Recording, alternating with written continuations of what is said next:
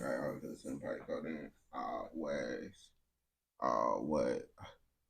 Always. Oh, I trying to bring up. I don't know if you call. What? Call. Oh, man.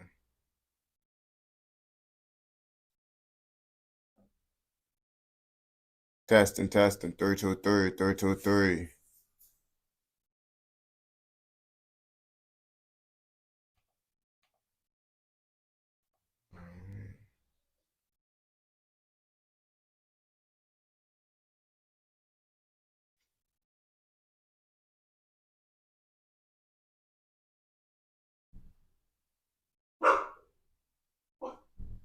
Hey, shut y'all ass up, man.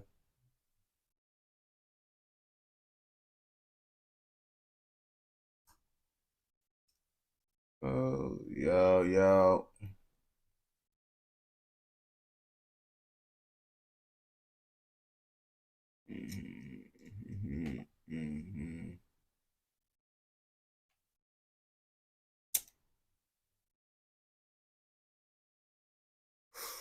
Always. Always.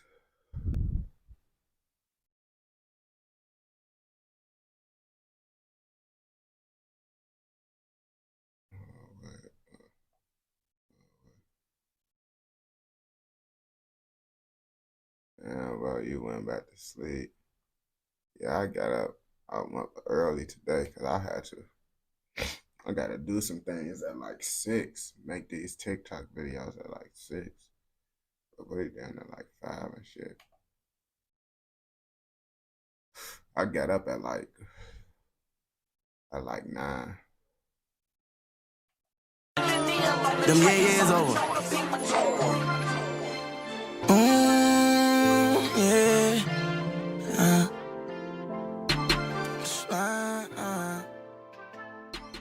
I'ma get your Birkin bag, bet you go up on the ass. I told you leave cause I wasn't ready, I couldn't get her out my head. The way you fuck me make me think that you the one I should be with. I feel no pain when I be high and I be fresher than a bitch. So I pop Perkins, yeah, yeah. Top Mount 30s, yeah, yeah.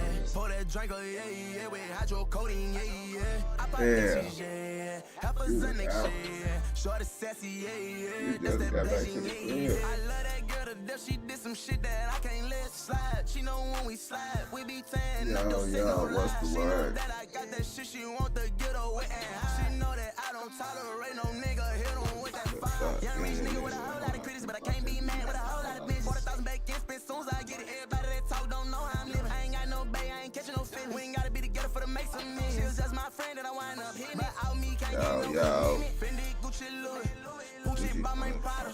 Bitch tryna test her luck, yeah. She want Balenciaga, dirt bike, Supreme goggles. Told you I was gonna come on this bitch early today. I'm posting videos all the day. I got the TikToks after this. I scheduled YouTube videos. That's what I was doing. That's why I didn't hop on soon. Because I was scheduling YouTube videos. Got videos posted while I'm on live. Okay. I just got to do TikTok. I'm gonna post some more YouTube videos. And then I'm gonna go back on live. I'm gonna go back on live at the regular time. You feel me? This one just gonna be like a little probably like 3 bangers. Then I'm gonna hop back on live at the regular time. You feel me too?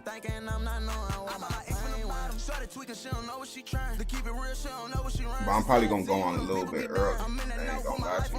I'm gonna go on probably like about like 10 instead of like 12 and shit. Favorite restaurant, yeah, I ain't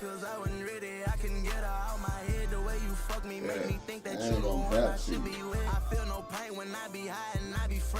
Holly Woo House, bro. It's a hibachi place, bro. You probably don't know it.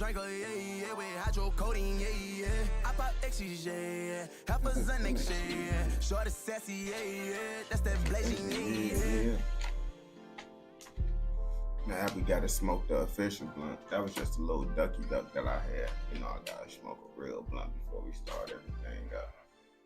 Okay. Bro, it's low key hot outside today, bro. It's gang, it's 65 type shit.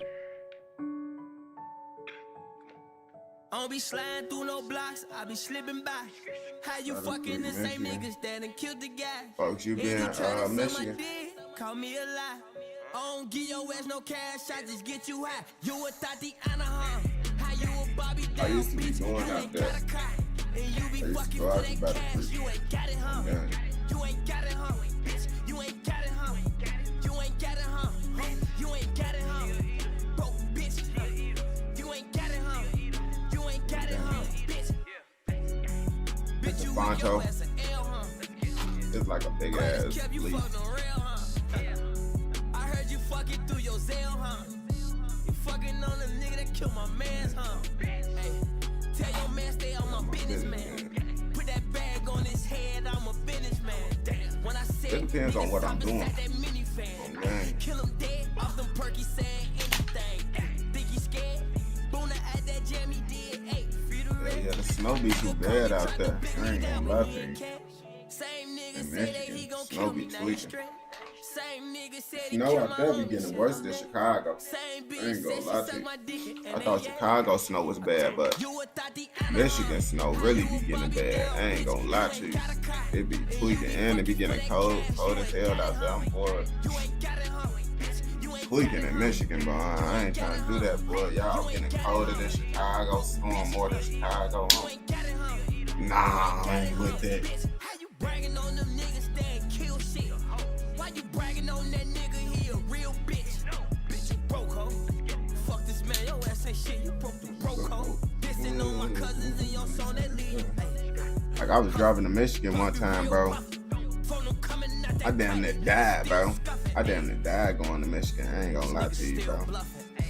Sometimes we'll get freezing rain, but we don't get that shit a lot. Like, the thing is, what be fucking me up with Michigan, bro, motherfucking, I be driving, it don't be no snow out in Chicago, and then randomly it just starts snowing hard as hell, and like the Michigan snow is like, bro, it's like sometimes it just be pitch white when you driving on the E-way, so it's like, you can barely see the car in front of you, all type of shit. I'm like, yeah, that Michigan shit, no joke, bro. Driving on the E-way in the wintertime, boy, that shit crucial. I ain't gonna lie to you. But you feel me? Michigan closer, that's the closest part to Canada. You feel me? You know, I know Canada be getting cold. You feel me? Michigan, literally one of the closest states to Canada. Literally, you damn near gotta drive through Michigan to get to Canada. Okay.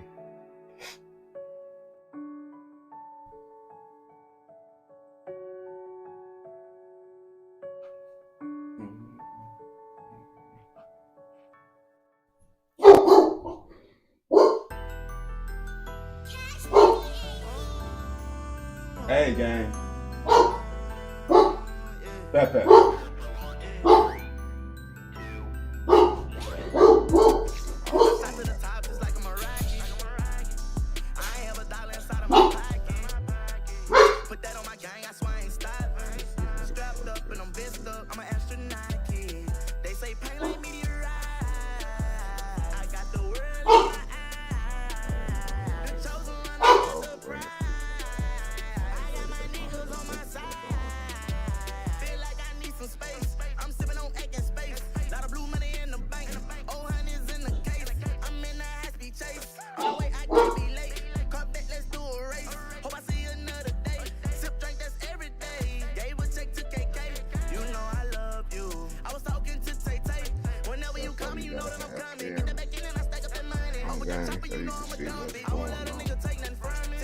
It's some people trying to get me to go to church. Bro, y'all be all through the community, though.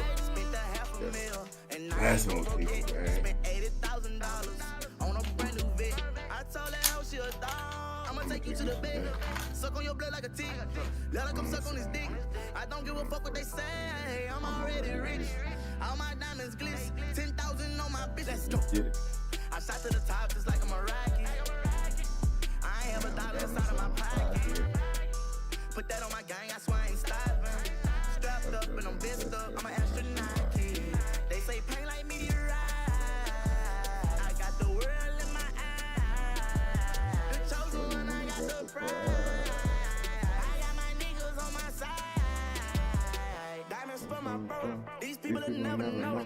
Everything that we've been through, that melody nothing but growth. Yeah, you back girly reacts. I ain't gonna lie. You been kind of annoying me lately. I'm finna permanently ban you, bro, if you don't get your act together, bro. On game. Cause I've been getting tired of you lately, bro. Stop being annoying. On game.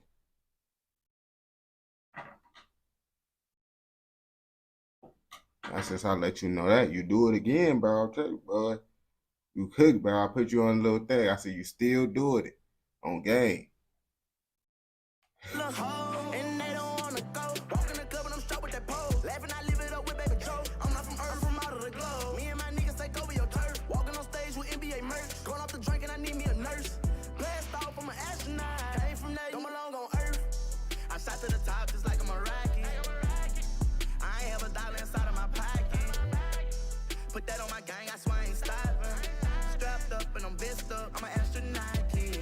They say pain like meteorite. I got the world in my eyes. The chosen one, I got. Don't make another page, my boy. On game.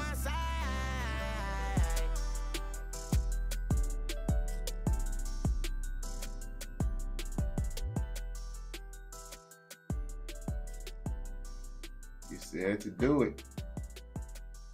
Okay, that's what you wanted.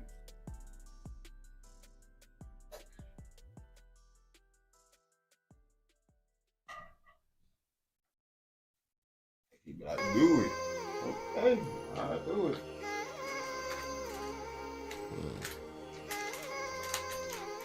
Yeah, he fucked up. Let's chill, swear. Jeremo, swear. I don't know. Swear. Yeah, man, you know me and all my niggas got a turn. Folks say he need a max for his first tape, man. I got him right before he said another thing on two. Whoop, got you on game. I had to run it up again. Lost that shit so quick. I'm thinking back like what the fuck I spent. My homies I could bring you back too, girly, if I wanted to.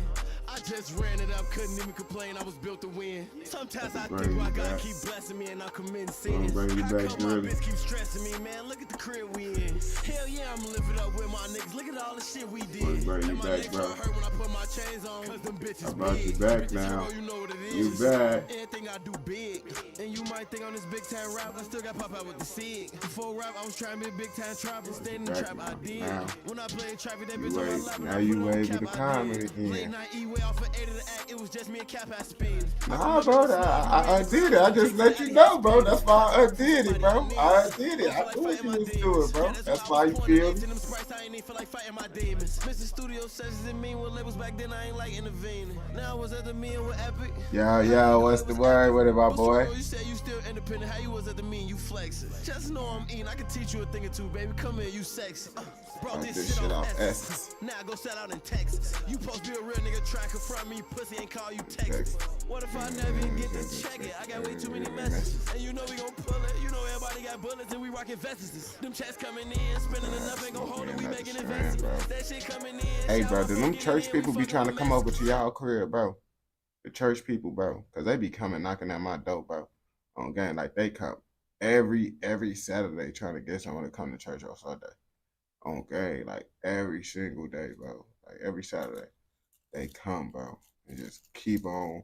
Like no one in the neighborhood just open the door for these people anymore, bro. On game, like everybody just stop opening the door for them, bro. I try to be nice to them, bro, but I see why everybody in the neighborhood just don't open the door for them. I ain't gonna lie to you, bro.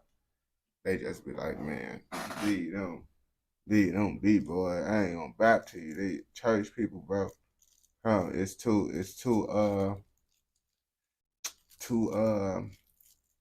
Caucasians on game. Too older. They older though. Like they old people. On game they come, bro. I talked to him the first time, bro. On game. He kept talking. Alright, bro, cause I'm respectful. I just let him you feel me? But I know since I'm respectful, I listen to him. So that's why I don't open the door for their ass, bro. Okay. I'm like, bro, they ain't just gonna be bogus if they end up catching me. I just listen to their ass, but I be trying to get their ass to get off. Yeah, they be tripping, bro. They be tripping. It's like, dang, why is you steady like messing with people, bro? Just leave people alone, bro. On game, cause it's like at the end of the day, bro. What if someone got a church, bro, that they go to already, bro? What you think this a game, bro? Like, leave me alone, bro. You don't know my reason is for why I don't want to go to your church.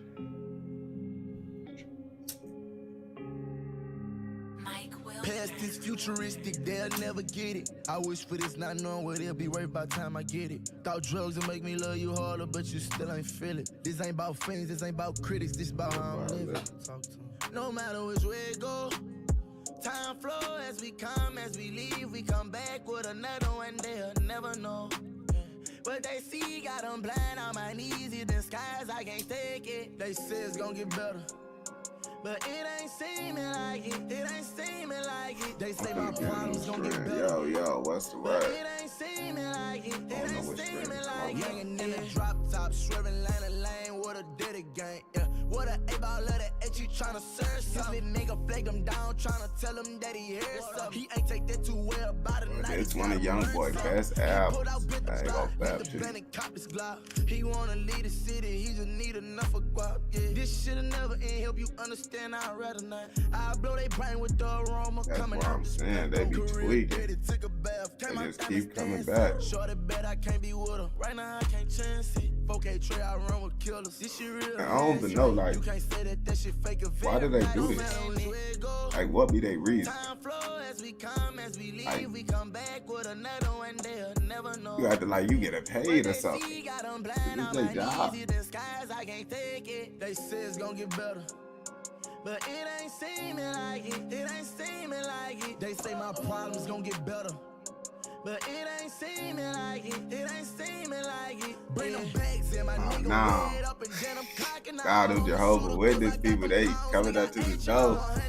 That's why my dogs was barking, bro. That's why I was trying to be quiet, because I'm like, I was trying to wait for them to not hear me, bro, so they can get on, bro. We built this shit together, we can't fall. Slang out for the bros, ain't here no more who been called. Just sent the dog money, but ain't happy, he still ain't called. And then it's like, bro, they keep on leaving all these little slips on my door, bro. Keep on leaving slips on my door. Slips. I'm like, bro, I got 100 of these already. I don't need no more, bro. Y'all steady giving more.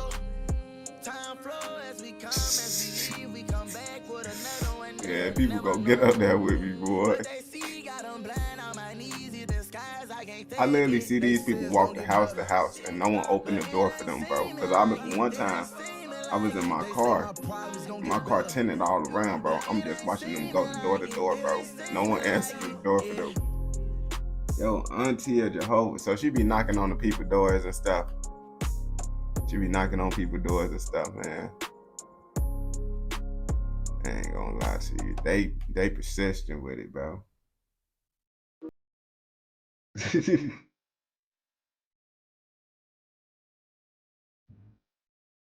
I'm saying they own it, bro.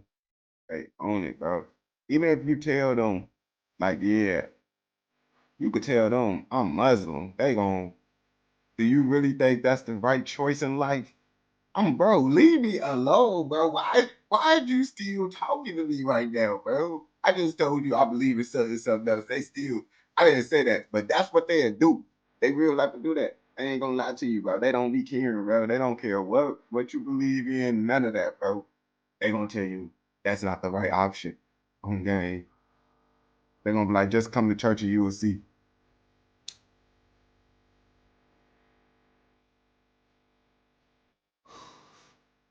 You were younger. That shit, they ass too wild, bro. They too wild, bro. Too wild for me.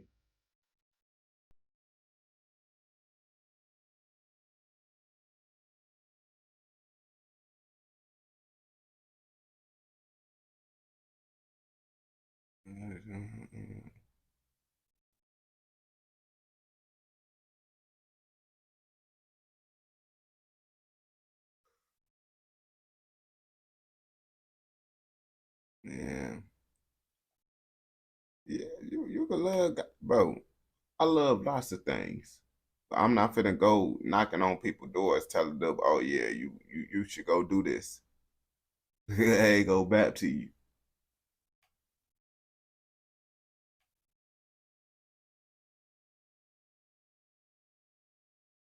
Yeah, it's good people. It was alright. I ain't gonna bap to you, bro. I just feel like, bro. I don't know, bro. When I went to church as a kid, bro, I told myself when I get older, I ain't gonna never go to church again, bro. Cause that stuff is so boring, bro. Like I was so mad when my grandma no made me go to church. I ain't gonna lie to you, like I was so mad, bro. I'm like, bro, you messing up my weekend to go to church, bro. Only I got 2 days, Saturday and Sunday. They don't care.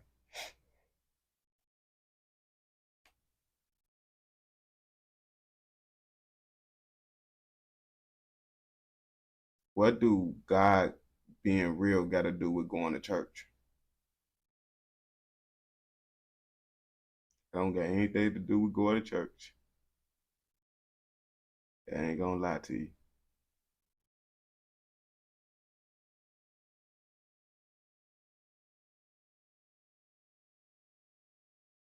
Okay.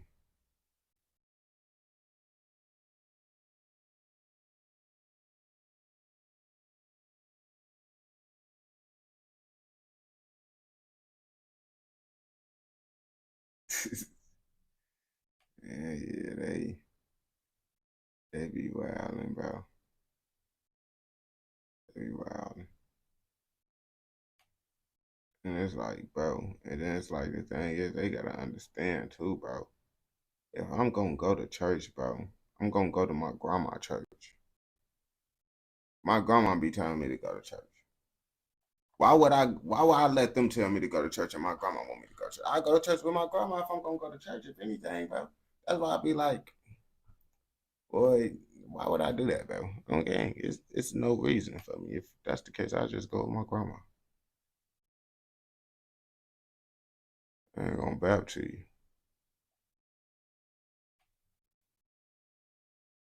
That's why I've been like, that's why I don't be answering that shit for real. Cause it's like, man, what? My grandma asked me to go to church all the time, bro. I just go with her ass. She damn, my grandma damn near my Jehovah Witness. I ain't gonna bap to you. She'll tell me about that shit, but I don't need no more people telling me about going to church.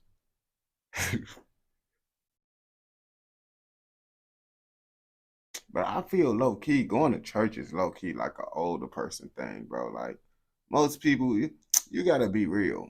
Most of them older people that's in church right now, boy, they was not trying to go to church when they was younger. They was not trying to go to church. They got older. They ain't had nothing else to do. They, oh yeah, let me go to church. Let me praise the Lord. Let's be real now. They be trying to act like they was trying to go to church at our age. They wasn't. They wasn't. Even if they believe in God, they wasn't trying to be in church. Let ain't no young person trying to be in church. You can't sit here and lie like you like unless they put you in church school. They put you in church, and some people in church. I bet some people in church school they don't even like church. They don't even like church school. Okay, that's why I be like that stuff. That be really for the older people, cause the older people, I'm be like, cause the dude, even the Jehovah Witness, he was telling me he been like, yeah, bro, I used to be a sinner, all that on game. So you telling me you want me to miss out on my life because you said, nah, bro, you wasn't going to church, you was sinning, you was doing whatever you was doing. And now, since you decided to change your life around at 50 years old, you telling me I should change my life around at 20 years old. Leave me alone, bro. On game. I'm gonna decide to live that old life once I get your age. Don't try to mess up my life and you already got to experience the life, bro. I don't be trying to be, yeah, I used to do this, I used to do that. Bro, so you just want me to go to church every day, bro? And just be it when you were just out here sinning and stuff. You just said you got forgiven for all your sins, right? Let me do what I gotta do. That's all I gotta say, bro. On game. They over here over bapping with it, bro. trying to get people to go to church. Talking about, yeah, I didn't learn to go to church till I was like 50 years old. Okay, bro. Okay, bro.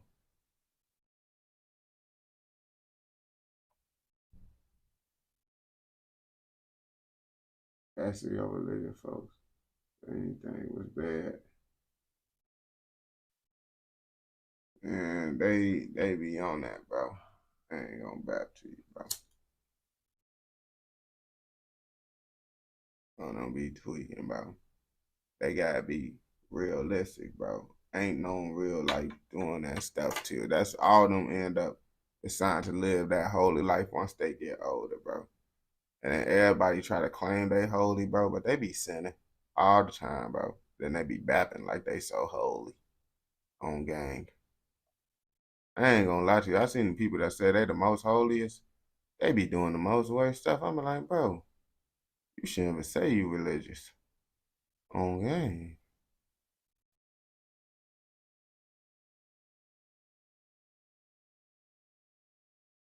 Bro, them pastors be creeps, boy, on gang. That's why I'll be like, bro, don't lots of people be using that religious stuff to hide behind their evil ways on gang. That's why I don't be like, bro, lots of them church people be weird, bro.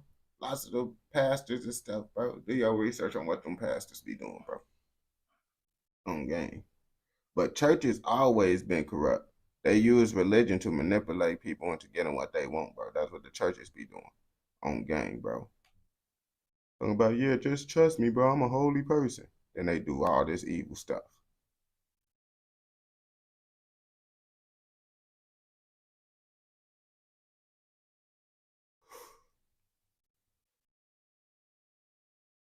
And not saying all pastors are bad, but just because someone be saying all that stuff, bro, don't mean they a good person, bro.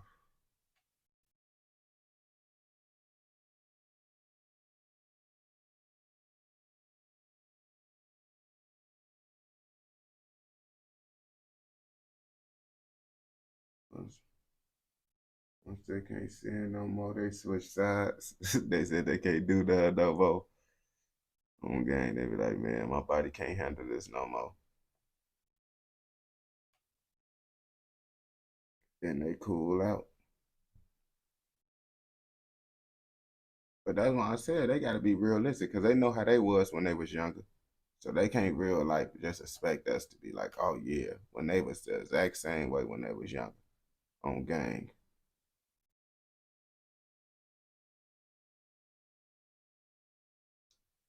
Man, bro, them pastors, bro, bro, you know that be corrupt, bro.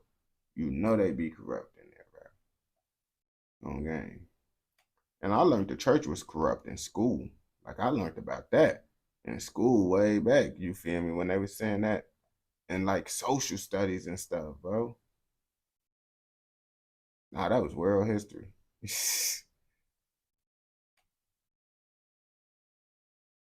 That was world history. That was world history that said that. What would you say someone who said, no, so the church ain't corrupt? Um, I mean, it's based on your church that you go to, bro. It's not all churches that's bad, bro. That's what you gotta understand. Everybody's perspective is different. But lots of people just look the other way thinking that, oh yeah, since it's a church, it's a pastor. Oh yeah, it's good.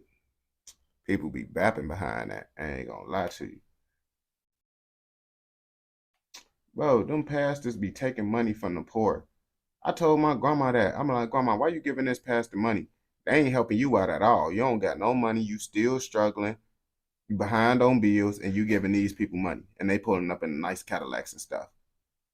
Telling her this when I'm younger. I'm like, boy, that's bappery, bro. They ain't giving us no money. They ain't helping us out. I ain't giving them $1 on game. And I want to give, boy, grandma, you tripping giving this church. Giving any church some money, boy. You got to live your life, bro. What are you talking about? Tell the church to give you money on game.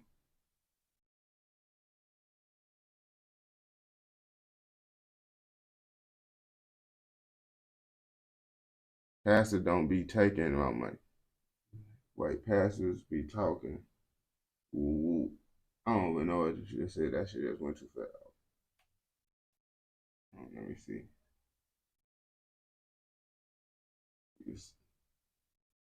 You said, why the fuck my chat ain't pop up on this shit? I don't pastors and shit. It just depends on your church. Yeah, they be living good, bro. You saw that one pastor. That one pastor, he said he couldn't fly on regular flights because he can't be around regular people on game.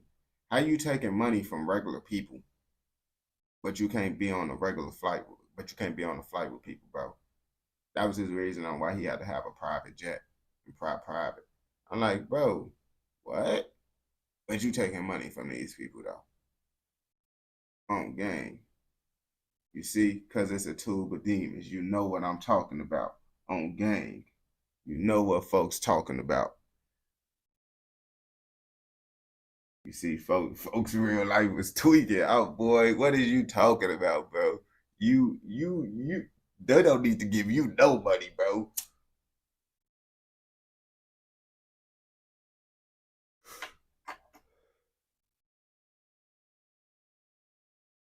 That's what I'm saying. That's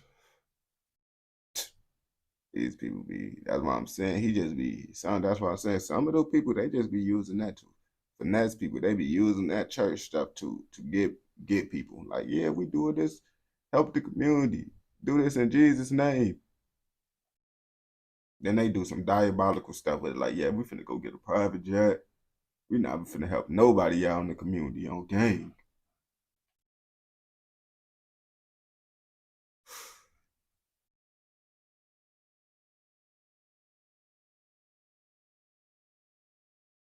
Yo, what's the word, my boy?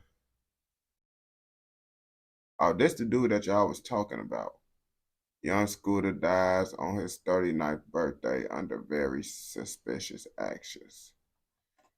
Let me see the 1090 Drake make a video on it. Because I still don't know who he is, bro. So let's see who he is. Because y'all been talking about him and I didn't know.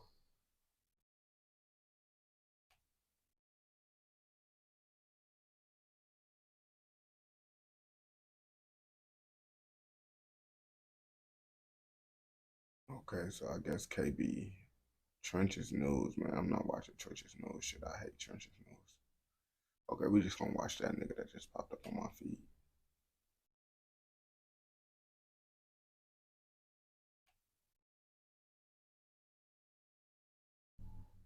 I don't know his videos. I know his videos ain't bad. I'm subscribed to him.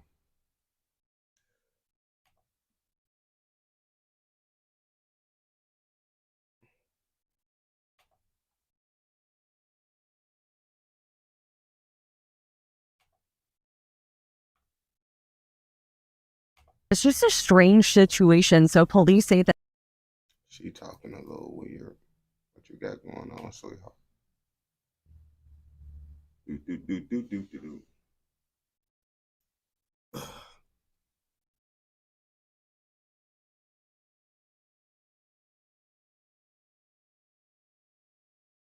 Shorty ass finna make me laugh, bro. I'm just looking at him, bro. I'm gonna laugh. Rest in peace to Young Scooter. I ain't gonna lie. I didn't know who he was. I just found out about him because the chat told me about him. And it's crazy. Lots of the times, I don't be finding about rappers until they pass away, just like that Say So P rapper. I didn't know about him until he passed away.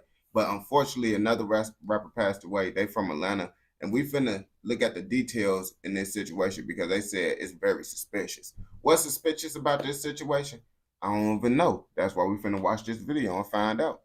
it's just a strange situation. So police say that they were called out here for a shots fired call, but when they got here, they didn't find any evidence of a shooting. So the situation that we're hearing about, we're hearing that a 39-year-old man.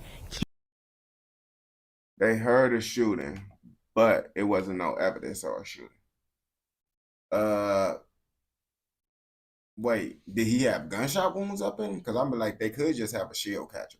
Now, if they just got a shell catcher, that could be a reason why it ain't no evidence, but it could be bullet. Like, I'm trying to see. We got to get more details on this situation first before I speak. Kenneth Bailey is dead. That's according to the medical examiner, and a loved one on the scene is the one who confirmed that that was rapper Young Scooter. All right, so today we got Young Scooter in the news after he passed away last night on his 39th birthday while running from the police in Atlanta. This news started breaking last night, but it started breaking with a lot of misinformation. He passed away while running from the police. I ain't gonna lie to you. I tell people all the time, if the police end up shooting him, bro, that's kind of crazy. But y'all know, if you run away from the police, I expect, I honestly think if I try to run away from the police, I feel they're gonna shoot me. That's just the thought that I always got in my head.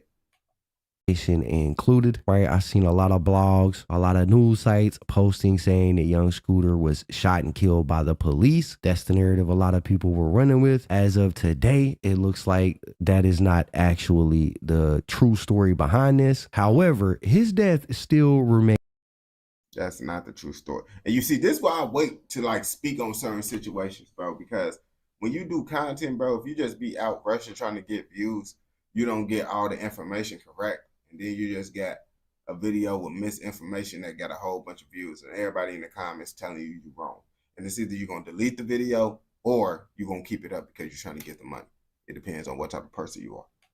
Remains suspicious and mysterious, to say the least, right? Like, a lot of things just ain't adding up about this story right here. So Young Scooter was celebrating his 39th birthday last night when police received a phone call about shots being fired and a woman being drugged back into a house at 273 William Nye Drive on the southeast part of Atlanta. When police arrived on the scene, they said that a man opened the door, and when he realized it was the cops, he quickly slammed it in their face before him and another man fled out of the rear of the home. One of the men that were running actually turned around and returned back to the house, but Young Scooter decided he was going to continue running, and he made the decision to jump over 2 fences while he was fleeing. Officers said when they located him on the other side of the fence, he appeared to have suffered an injury to his leg. The police rendered aid to him, had him loaded up and transported to the hospital, where he would inevitably pass away from his injury. Dang. So y'all telling me, well, he must have had bled out or something, hit like a man. What gate did he climb over? Like, what type of gate is you climbing over where it's giving you that type of injury? You feel me on? Well, what's going on? These are the official details that the police told to the press. Police say they were called by someone saying they heard shots and then saw a woman being pulled into a home. Well, when police arrived, they say they didn't find a woman, but they did have a man open the door to that home and then close it in the officer's face. A lieutenant tells us 2 men then ran out the back door. The officers say that one of the men returned to the house, but the other one, Young Scooter, jumped 2 fences, and that's when he was fatally hurt. Right, so this is where the story got a little bit of confusion included, because pretty quickly we started to hear reports and people saying that while Young Scooter was running from the cops, one of them had to have opened fire. I ain't gonna lie to you. That's what it sounds like. That's what I assumed when I heard, oh, he ran from the police. You know what that means. When you run from the police, 9 times out of 10, you're probably gonna get shot, especially if you're an African-American man. You feel me? So that's why I'll be like, oh, it's one of those situations. But then when they say he ain't get shot by the police, I'm like, hold up. What's going on now? They probably hit him in the leg, and that's what killed him. Which, I mean, that would make sense, except for the problem is that the police swear to God that that's not what happened. They say that his injury was a self-sustained injury, something that he did to himself while he was jumping the fences. And even though people were running with that narrative, there were videos coming out from people that were on the scene when this went down, literally standing there talking to the police, with the police saying that that's not what happened. Police did not shoot Scooter, man. Police did not shoot Scooter, man. They saying he's still alive. Detectives just told us. Don't believe the blogs. Detectives just told us. Man, I don't know, bro. I don't know. We gotta wait till that autopsy report come out. Once that autopsy report come out, that's when we gonna know what really happened. You know, they can swear to God all they want. You feel me? But we need that autopsy report. So the police ain't kill him? No! What that say? And they say the police ain't kill him. I don't trust Birdie.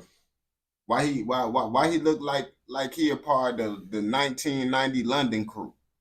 Nah, bro, I ain't gonna lie to you, bro. Oh yeah, he look like he a part of Jack the Ripper crew. Man, that's wrong info. What? Yeah, I don't trust none Wrong of them, info, man. What are you doing? I don't know what he was doing out here, man. That is so false, man. That's like the opposite of what happened. Yeah. Man. First off, them detectives look like the type of detectives you would see in a Looney Tunes cartoon, but you can hear the detective say there. I told you, bro. I told you, them they look off, bro. I ain't gonna lie to you. I don't trust them. That, you know, people claiming that Scooter was shot are just wrong, that's the opposite of what actually went down. And this is something that would be further corroborated by a lieutenant of the Atlanta Police Department, Lieutenant Andrew Smith, in a press conference that he held last night. A press conference, like I said, where he denied that young Scooter was shot by the police, but like very awkwardly doesn't really give any extra detail about what might have happened. Bro, it looked like, bro, how did he become a police officer? I ain't gonna lie to you. It looked like he a professional gamer. Like he played World of Warcraft all day long, and that's his professional hobby, and he drank Mountain Dew. It's a really weird press conference. Y'all watch it. Smith, Atlanta Homicide Commander. We're here to discuss two events this evening. The first being from the 200 block of William Nye Drive. In Zone 3, officers responded to a dispute with a weapon. It was advised in the call remarks that shots were fired and a female was dragged back into the location. Once officers arrived, they knocked on the door. A male opened the door and immediately shut the door on the officers. The officers then established a perimeter. During the process of establishing the perimeter, two males fled out of the rear of the house. One male returned back into the house. The other male jumped. So nothing ain't happened to the other man. Like if the other man ain't go to jail, he basically ran away for nothing. I ain't gonna lie to you. If they ain't do nothing wrong, I honestly wouldn't have ran. You feel me? But if I did something wrong, I probably still wouldn't have ran. I ain't gonna lie to you. Because I feel like if they heard gunshots, and if people saying they heard gunshots, they most likely heard the gunshots. Or the person just probably lying. You feel me? But if they said they heard gunshots, they heard gunshots too or whatever. I'm not running at the police over here because they said they heard gunshots. I ain't running because they might think I'm the one that got it. Two fences as he was fleeing. When officers located him on the other side of the fence, he appeared to have suffered an injury to his leg. Officers rendered aid, and he was transported to Grady Hospital, where he was pronounced deceased. That male is going to be a 39-year-old male out of Atlanta. Just to be very clear, the injury that was sustained was not via the officers on scene.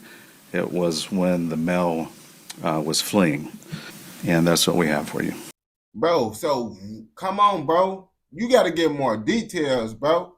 You can't just say, oh, yeah, he got hurt when he was fleeing. Lots of people flee. Lots of people run away and flee.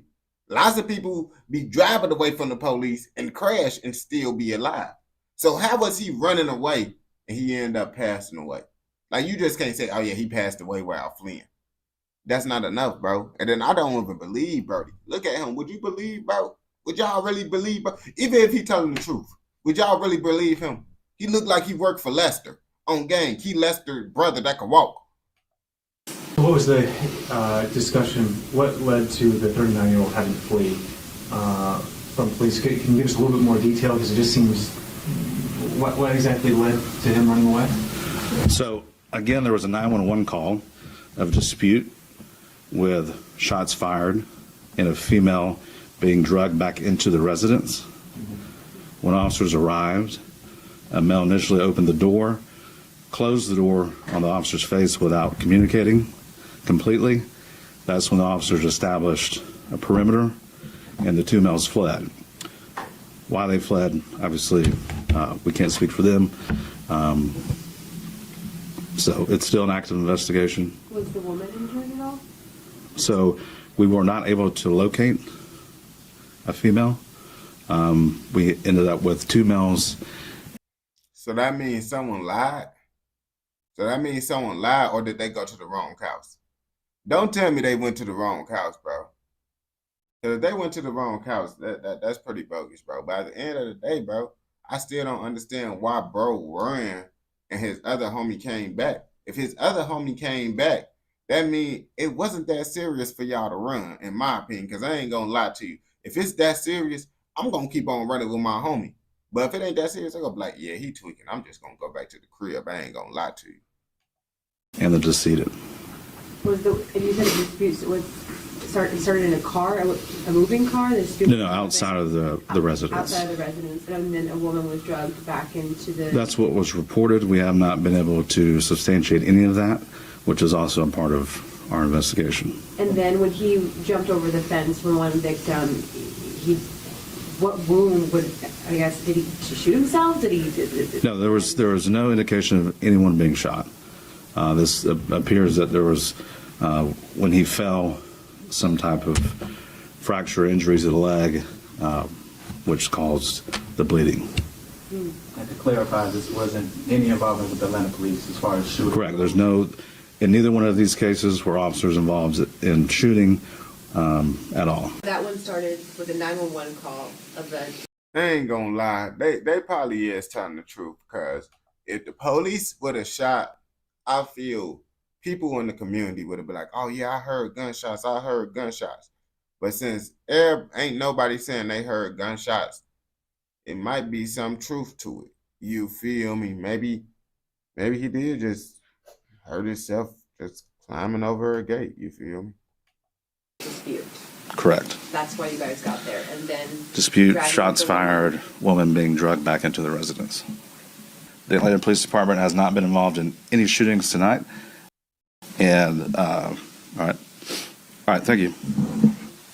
All right, so that was pretty much the full press conference about what went down. But it's strange because you can hear him say that they got a phone call. Somebody called the police and reported shots fired. If y'all remember the news clip from earlier that we watched, they said when police showed up, they could find no evidence of shots being fired. It's just a strange situation. So police say that they were called out here for a shots fired call, but when they got here, they didn't find any evidence of a shooting. Apparently on this phone call, whoever called them claimed that there was a woman being drugged back into the house. In that press conference, you could hear that guy say that they didn't even find a woman on the scene. So we were not able to locate a female. We ended up with two males and the decedent. That's why I'm saying, bro. It sounds like, bro, someone was lying, bro.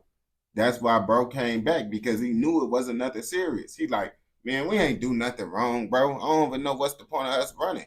We ain't do nothing wrong. Someone maybe made a false call, and then they end up going to the wrong house, just searching the area. They end up going to house, went to that house. Bro end up acting a little bit suspicious, and you know how they get when people act suspicious.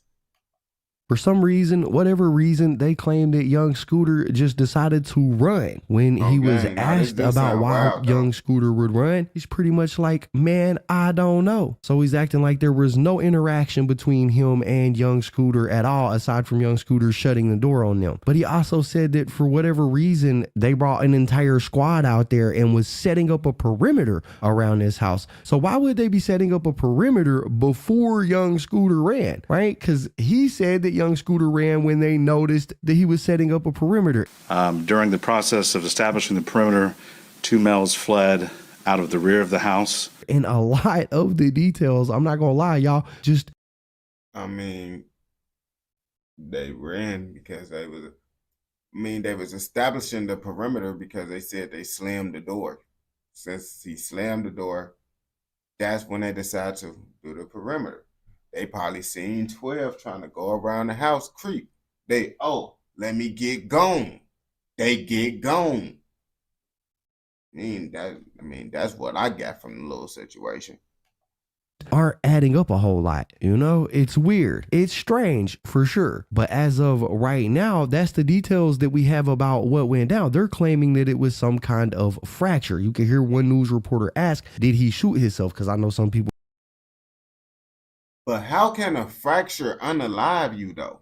That's what I'm still, because you see, what I was thinking about what happened was, you feel me? In my head, I'd be like, okay, maybe he landed on something sharp and it ended up, going inside of him or whatever. And that's how he got messed up.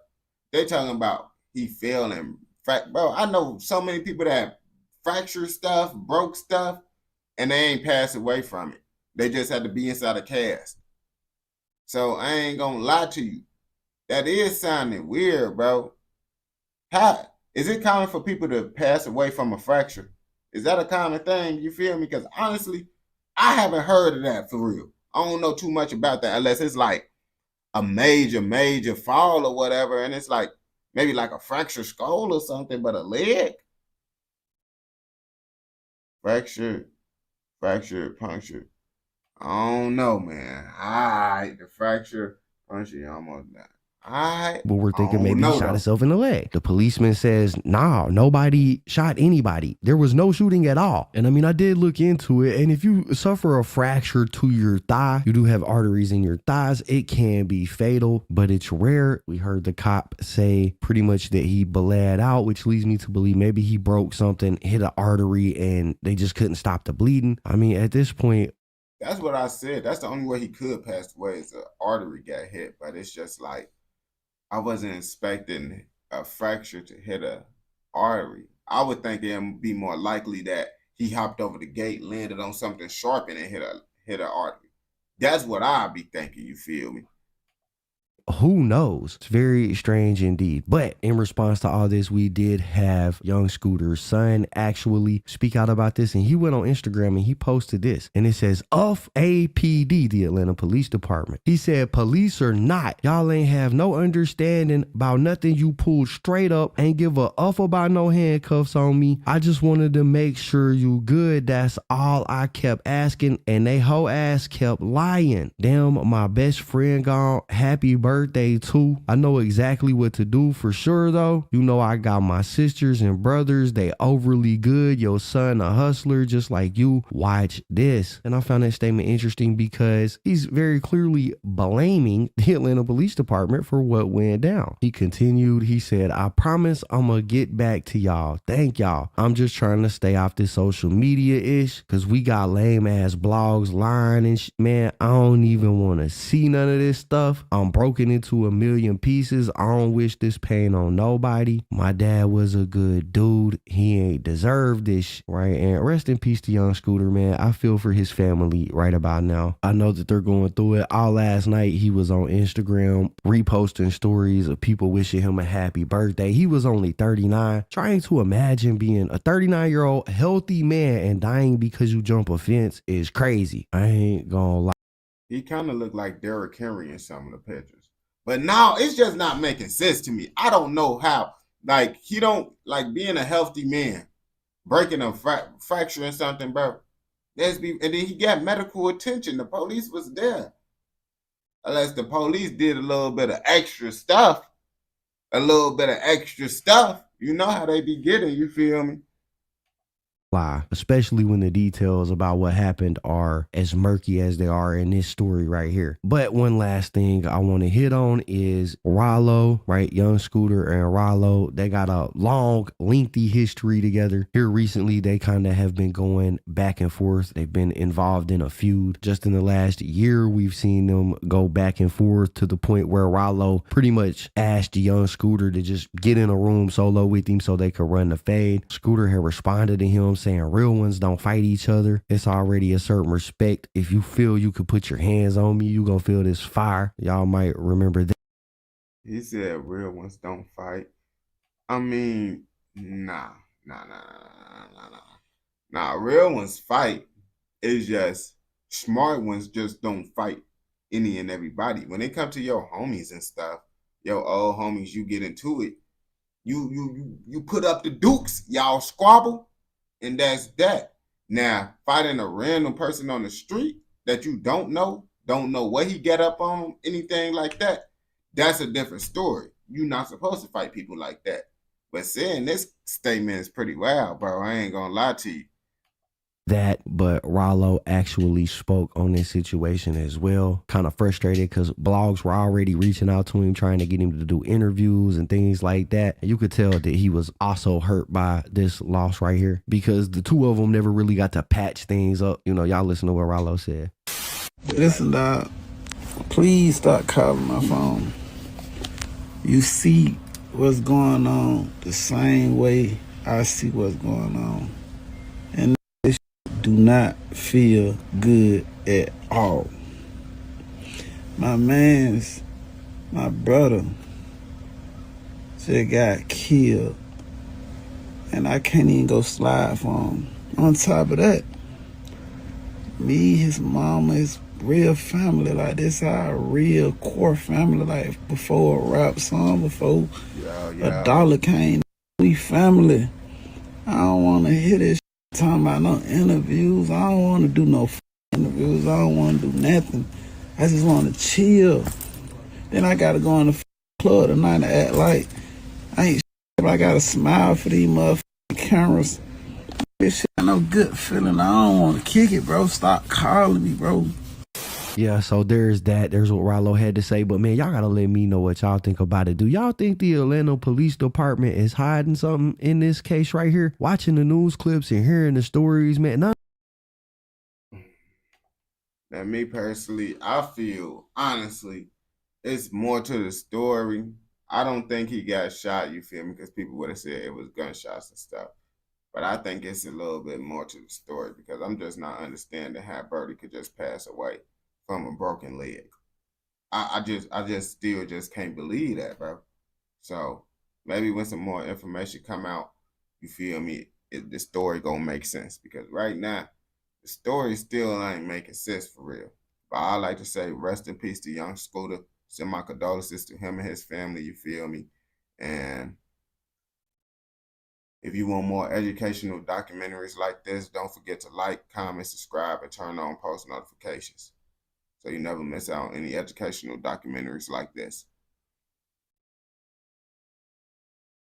Do you want to make a clothing brand? I mean, my mama setting up lots of stuff for me. She setting up all that stuff for me and all that.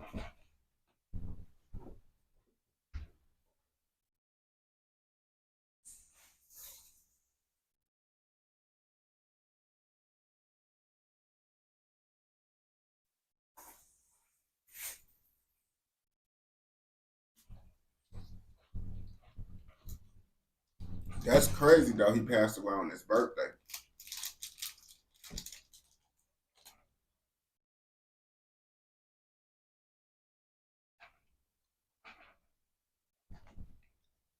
I ain't gonna lie to you. That's crazy.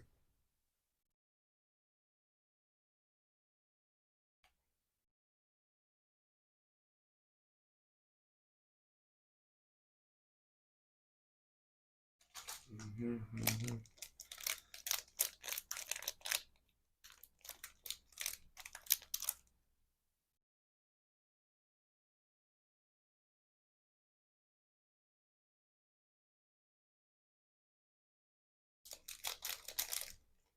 I'm trying to see because I don't react to certain things on YouTube.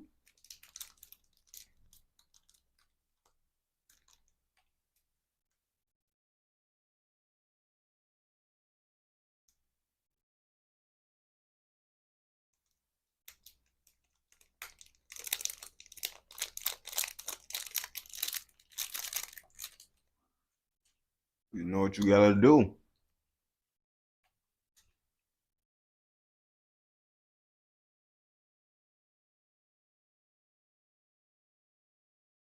You know what you gotta do. You got to do what you gotta do. Ah!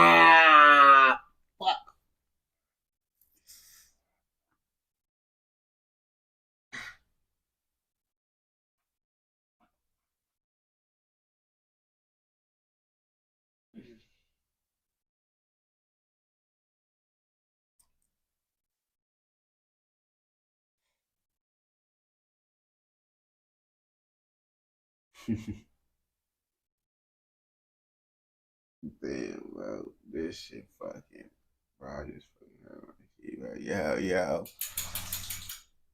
Damn. On gang, I said I was gonna get on early. I'm gonna hop on live later today too. I'm gonna be on live till like 3 right now, 3:30. Probably I'm gonna get off live at like 4 because I gotta do TikToks. Now I'm gonna hop back on live at like 8. I ain't gonna lie to you. Gang.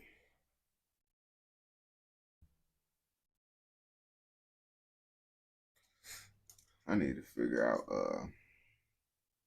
and then the next live stream, I'm then gonna be up on Twitch for the other half because I'm gonna be up on there for Atlanta. And my cousin and shit, he having a party, but I'm not finna go to no parties, bro. I'm like, I need to grind, bro. Like I could go to parties. When I get my life together, I want that 100K plaque. That's what I want. I don't want to go to no parties. I want that 100K plaque. That's what I need. And TikTok might get banned on the 5th. That's what I'm trying to get. So I'm like, I'm never gonna pop out to his stuff. I'm just gonna get lit on live, smoke. If anything, if my homies want to slide over here to hop on the live stream, they could do that. But outside of that, I'm not been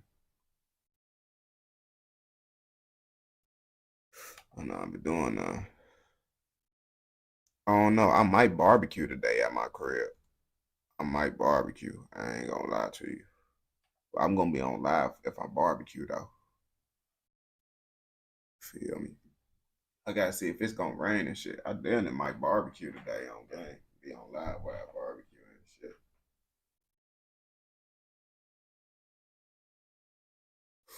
I'm gonna have to damn that barbecue out like night. They said it's raining. It's gonna be raining till like 4. But it's gonna be nice. Oh, today it's gonna be 60 degrees on gang. Damn, but it's gonna be 70 tomorrow. 70 tomorrow. But it's supposed to be thunderstorming tomorrow. It is gonna go back to the 40s. What the fuck? That's why I hate being out here. This shit wild, bro.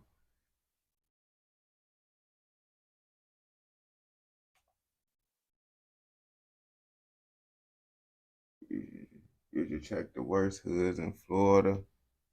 I'll do that on Twitch, you know. It depends on who page it is, though. If it's a page I did. But I'm gonna be doing some reactions and stuff on Twitch. All the stuff like I did last time. And I don't got no passport. I ain't gonna rap to you. We gonna do since I don't know what to really do right now that I ain't gonna get in trouble for without editing. We gonna do this. We gonna do another 30 minutes of this Playboy Cardi trap Lil Raw shit on gang. Cause you know they said Playboy Cardi one of the most gangster vampire thugs on gang.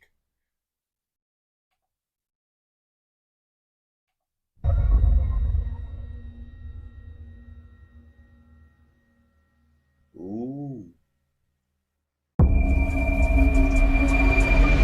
In the modern rap culture, some cities and their rap scenes are almost synonymous with their gang culture. The most famous example, of course, being Chicago, the birthplace of drill music that single-handedly brought gangs back to the forefront of the broader rap scene since the 90s gangster rap boom. Within the Chicago rap scene, the specific gang affiliations and rivalries of the artists are as big a part of the scene as the music itself. Atlanta, on the other hand, is almost the polar opposite of Chicago in this sense, or at least it used to be. Atlanta has become known as the Black Hollywood, the capital of modern rap culture, and the birthplace of the most prevalent subgenre.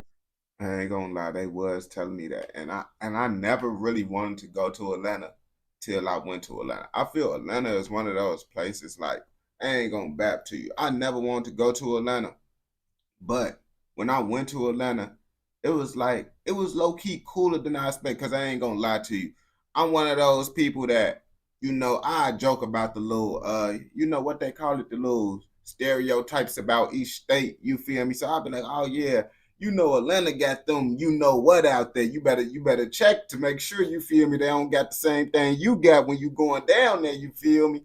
That's why I be seeing, I was making those little jokes and stuff because I never went to the A. But it's actually cool out there. And I understand why people get mad when people like, oh yeah, don't be messing with those things in Atlanta. I'll be like, bro, stop playing with me. But I used to be one of those people that used to say the same thing when people went to Atlanta. Genre of rap for about 2 decades now. I'm of course talking about trap music. But while the drug dealer focused trap music would also bring some notoriety to the gangs of Atlanta, this would begin in a much more generic sense. Because while it wasn't exactly a secret that the early pioneers of trap like Gucci Mane, Waka Flocka Flame, T.I. and Young Jeezy might have had street affiliations, their exact gang ties and rivalries were never really a topic of much discussion in the lyrics or amongst fans. I ain't gonna lie to you, if you really think about it, bro, rappers, they didn't really talk about that gang stuff for real back in the day. Like, they talked about it, but they ain't really talk about it like that. I feel like the main thing back in the day was really getting money. And they had beef stuff going on, but I feel like they wasn't really talking about beef unless you was like another famous person. And like y'all could real life have a rap beef and both of y'all getting paid off of it. They wasn't just out here just dissing any and everybody now. Like, these people will get famous and then they'll diss someone that we don't even know. Now you got your ops hood famous because you just out here dissing everybody. Moreover, Atlanta's street gang history is relatively short and simple compared to many of the other major rap cities of America like New York and Los Angeles. While these cities were already struggling with out-of-control gang wars and record-breaking murder rates brought by the 80s and 90s crack epidemic, Atlanta was only just beginning to experience rising tensions, with the newspapers at the time reporting how Atlanta was in the very early stages of gang evolution, with the few gangs existing still lacking any identifying symbols, colors, and other markers that the gangs in LA, NY, and Chicago were rocking. Nor did the Atlanta gangs have much organizational structure, but they were still getting their hands on serious weapons and sparking fear into the community. But still, in 1988, law enforcement estimated there only to be about 5 gangs in Atlanta, which, to be fair, likely also says something about the tendency of police at the time to downplay the risk of gangs in the city, which had so far avoided much of the mayhem that was going on in many other major cities across the US. They said 5 gangs in Atlanta. I ain't gonna lie to you, it's crazy seeing like so many, you know, YTs inside these pictures, because it's like Atlanta's so black now. I ain't gonna lie to you. Some reporters would accuse Atlanta officials of pretending that gangs weren't a problem in the city and sweeping things under the rug. But later that year, the local papers would report how even the feds were now beginning to look into the gangs operating in Atlanta, with one gang name in particular being repeated often, the Miami Boys, a Miami-originating drug dealing crew who were attempting to expand beyond the borders of Florida. Coming into the 90s, the feds would finally admit that the gangs were in Atlanta for good, and while they were still mostly small in scale, they were evolving fast. The newspapers began to publish more in-depth looks at these gangs, showing how they had adopted the habits and even identities and symbols of major gangs from LA and Chicago, using graffiti to mark their territory and showcasing their allegiance with LA gangs like Crips, Bloods, and Pyrus, and Chicago gangs like Gangster Disciples and Vice Lords. However, the authorities considered these gangs to largely be wannabes who weren't actually connected with the real national blood gangs. This might have been true in the late 2000s. Dang, they just called them wannabe. I ain't gonna lie to you. That do have like other states do be thinking. Like, I ain't gonna bap to you. Like, when Chicago people hear about GDs and BDs and other states, they be like, man, bro, they ain't real. GDs ain't real. You feel me? That's just what other people be saying, just because it's like, they be like, bro, it's Chicago, gang. Just like how them Cali people be feeling some type of way when people be talking about the Bloods and Crips, and they be like, bro, this really our stuff on gang. You know how it be.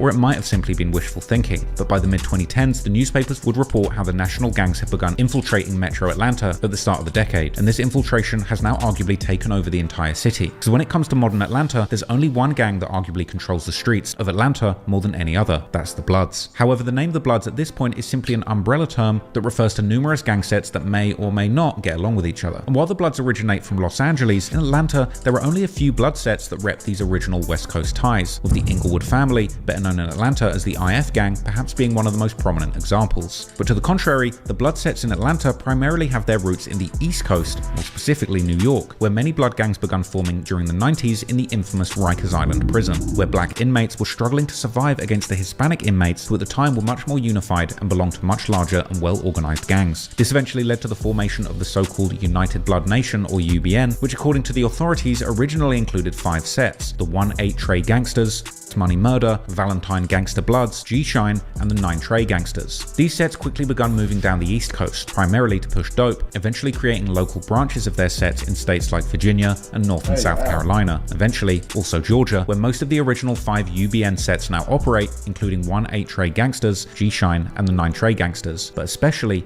Money Murder, which may currently be the single most influential gang in the metro Atlanta area. As the story goes, Money Murder, or SMM, was founded by a New York gangster named Peter Rolak, aka Pistol Pete, who hailed from the Soundview projects in the Bronx. However, like the overall Bloods moniker, Money Murder 2 is just an umbrella term for numerous smaller sets, or lines as they're called within SMM, with the authorities claiming that the dominant line in Georgia is currently known as 45 Worldwide, or simply 45WW, a group which further has several smaller lineups or cliques, such as KMB, Venom Line, Hot Wheel, X Line, and Frontline. These smaller factions largely act independently, but share certain common characteristics, like typically repping one of 2 colors, red or green, while sometimes referring— I ain't gonna lie to you.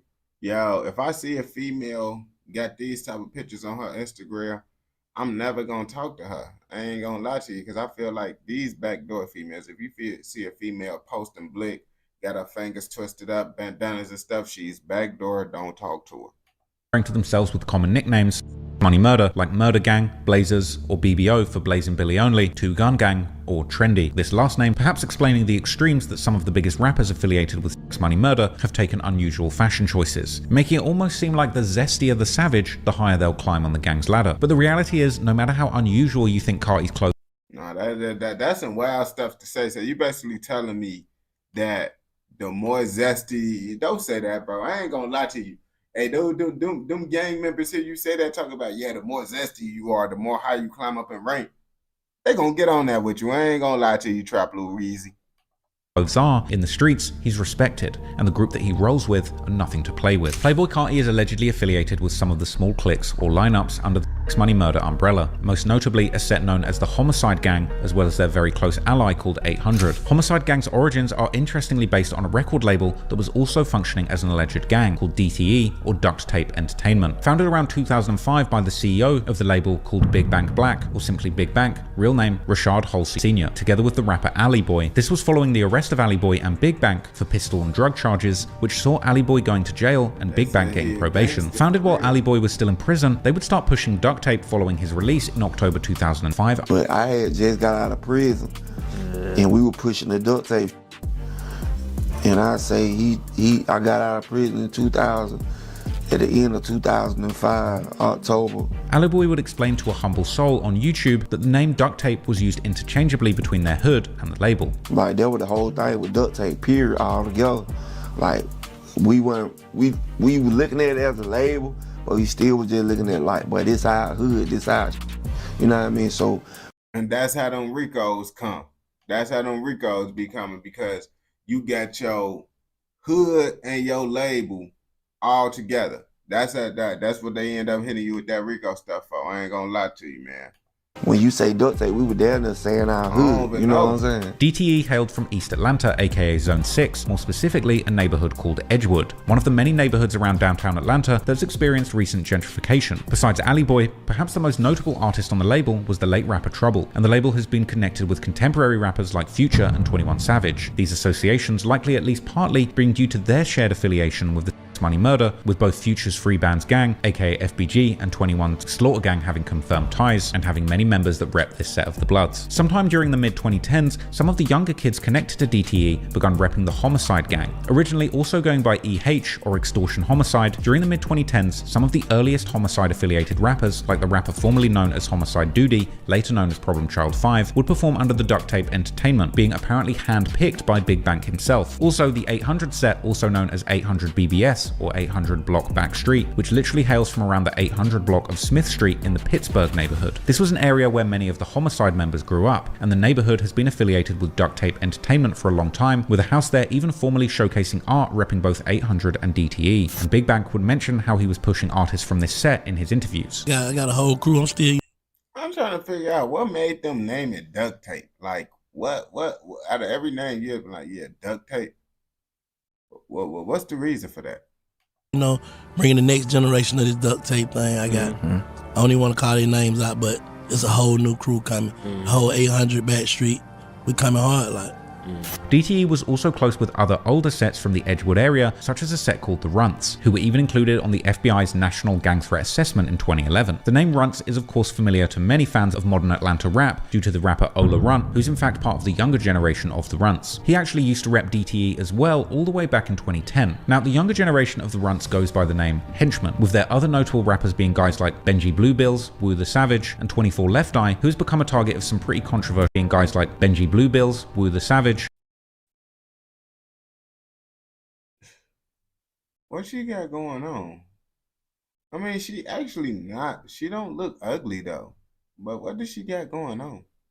And 24 Left Eye, who's become a target of some pretty controversial rumors in recent times. Henchmen are notorious in Atlanta for being perhaps the most hated gang in the city, with little to no allies and many enemies. But regardless, Henchmen and Homicide Gang were seemingly close in the beginning, although they've had certain organizational differences. For example, Homicide Gang appears to be under the dominant money murder line in Georgia, the 45 worldwide, whereas the Henchmen are under a different line called G20 or B20. There are also other blood gang alliances in Atlanta, with Homicide Gang being affiliated with the so-called 4L Alliance, which includes sets like Slaughter Gang, 1504 aka PDE, and Young Brew 4L, while the Henchmen rep another moniker called 5L. When the national blood gangs first begun operating— Bro, you just said too much stuff, bro. I thought it was just Bloods and Crips, bro. Y'all saying this, that, I can't remember what's going on now. In the Atlanta region, there were relatively high levels of unity between these different factions. But while the gang membership has risen in the state of Georgia heavily, particularly during the past years, the gangs have also become increasingly splintered, with a confusing mix of small cliques and increasingly complex alliances and rivalries characterizing the current landscape. For reasons that we'll get into more later, a breakdown would also take place between the Homicide Gang and the Henchmen during the late 2010s. According to the Georgia law enforcement, the breakdown has also taken place amongst the higher-up factions of money murder that these two sets are a part of, with the dominant 45 worldwide line that Homicide Gang is a part of allegedly stating that the G20 line of the Henchmen is not recognized in the state. Likely related to the breakdown between these two sets, Homicide Gang would seemingly stop being active in the Edgewood area, instead moving down completely to the hood of the 800 set in the Pittsburgh neighborhood in Zone 3. Ever since Atlanta got rid of all of their large public housing projects, the gangs in Atlanta have also become— I ain't gonna lie to you. I see why they turned that down. I see why they gentrified, whatever you call it, gentrified Atlanta. Yeah, they need to get rid of all that stuff. I ain't gonna lie to you. less tied to one specific place, and instead, members of a single gang set can have presence in many different locations all over the metro Atlanta area, with law enforcement claiming that Homicide Gang actually has presence from East Atlanta and DeKalb County all the way to Clayton County. The same document reveals that the police have been investigating the Homicide Gang since the beginning of 2022, and it would also label Ola Runt as the most prominent member of the Henchmen, while perhaps somewhat surprisingly labeling Playboy Carti as one of the most prominent members of the Homicide Gang too. This might come— You see, bro? You see? The feds and everything listing Playboy Carti is one of the most prominent gang members. So y'all be thinking he's sweet, y'all think he's zesty, and now guess what? Now you know he's zesty, but he'll most definitely get on that with you. He'll get on that with you. He'll put that fire on that booty. Both ways, I ain't gonna lie to you. You never know with him. As a surprise to some fans who only knew Carti for his baby voice raps and questionable fits, but in the eyes of law enforcement, Carti is a shot-calling and high-ranking blood. So, to truly understand how Carti managed to get to the very top of both Atlanta gang politics and the music scene, we need to go all the way back to the beginning. Not that much is known about Carti's early life gang connections, but the consensus amongst the fans appears to be that Carti was not heavily gang affiliated whilst he was growing up, and his old high school mate from the Creekside High that Carti attended for a period of time would later tell how Carti appeared to be from a fair— Dang, bro. It looked like Carti's inside this look like it's far away from the gangs. I ain't gonna lie to you, because all the gangs, they show me right here, right here, right here. But Carti over here. So how he with that stuff? How he end up over there gang banging and he all the way over here? Unless there's some gang banging going on over here. fairly well-off family. He always had the latest shoes, and I know his parents bought them, but like whoever his mom was, I'm pretty sure she up. She well taken care of. Like bro had I ain't gonna be the one to be like, oh, he wasn't hood or nothing like that. But all I'm saying is he wasn't doing bad, you know what I'm saying? Like he was fresh as hell. Whoever his mom was, or dad, they had some paper. In his earliest— I ain't gonna lie to you, it depends on what you mean, because it's like, I ain't gonna bap to you. It's certain types of paper. You feel me? So now, the suburbs could get active for sure. You feel me? I moved to the burbs, and I ain't never moved to no good suburbs when I lived in the burbs. That's why I tell people the burbs get wild. But it's different types of money, you feel me? Like, my peoples had money because they was trappers. I ain't gonna back to you. That's why motherfuckers had money. And it's like, when it was good, it's good. When it's bad with the trapper life. Like, sometimes we had the new shoes, the new games, all that stuff. Then he ended up going to jail. Someone robbed the crib, something like that happened. Now he got to restart all over, this, that, and the third. So life be bad for a couple months. So it really depends. Like, some people, they got parents that got a good, stable life and they got money. And some people, parents got money because they live in that street life and it look good, but that's on the outside looking in, you feel me? Songs like the song 36 Villains from his 2012 mixtape Young Misfit, Carti would simply rep the south side of Atlanta without any references to a specific gang. But already back then, he was clearly well connected all over the city, making songs with other underground rappers from areas like East Atlanta, aka Zone 6. According to Carti himself, he would also get into quite a lot of trouble in Zone 6 in the early 2010s by hitting licks with his old friends like the rappers Man Savage and Fat Man Key. My mom and dad, you know what I'm saying, they ain't go to college, but they ain't have me broke, you know what I'm saying, they weren't broke, you know what I mean, I ain't these... I jumped out the port. My mom and dad's in the slugs. I was like, man, I don't want to be out here. I was in Zone 6. Did this man just say my mama and them was in the burbs? I was like, man, I don't want to be out here, and I went to Zone 6. Is that what he just said? Broke, you know what I mean? I ain't these... I jumped out the port. My mom and dad's in the slugs. I was like, man, I don't want to be out here. I was in Zone 6. I'm on the 3. I'm in the 6 with Fat Man Key, Man Savage. He ain't licks, bro. Like, I ain't got fat. I ain't got. Told me. I told him that. That's my OG. He said, bro got bored. Like, I ain't gonna lie to you. That's kind of wild to say. Talk about my people had buddy. They was in the burbs. I ain't want to be out here. I ended up going to Zone 6. What? Come on now, bro. There are also pictures from that time period posted by Man Savage that showed Carti toting guns, with Carti later reminiscing about these times in the 2020 song Punk Monk, rapping how he was riding around with Man and Key while toting a gun. Soon, Carti would also begin to make references in his music that appeared to be gang related. Carti would make his affiliations known in lyrics, repping the number 2900 in the song Heavy, a number that he would then begin to repeat on numerous tracks, including an unreleased but eventually leaked song literally titled 2900, where Carti raps how 2900 is his block and how he's got 20 ops and shoots up their block 29 times. In another leaked song known as Essential or Canary Diamonds, Carti even shouts out his 2900 block together with several other gang sets, including of course his good friend Uzi's 1600 block from the Francisville section in North Philly, with Carti and Uzi referencing their respective blocks in their rumored mixtape that never dropped titled 16. It's crazy. It's a crazy world when people say that Lil Uzi and Playboy Carti got hoods and they gangbanging.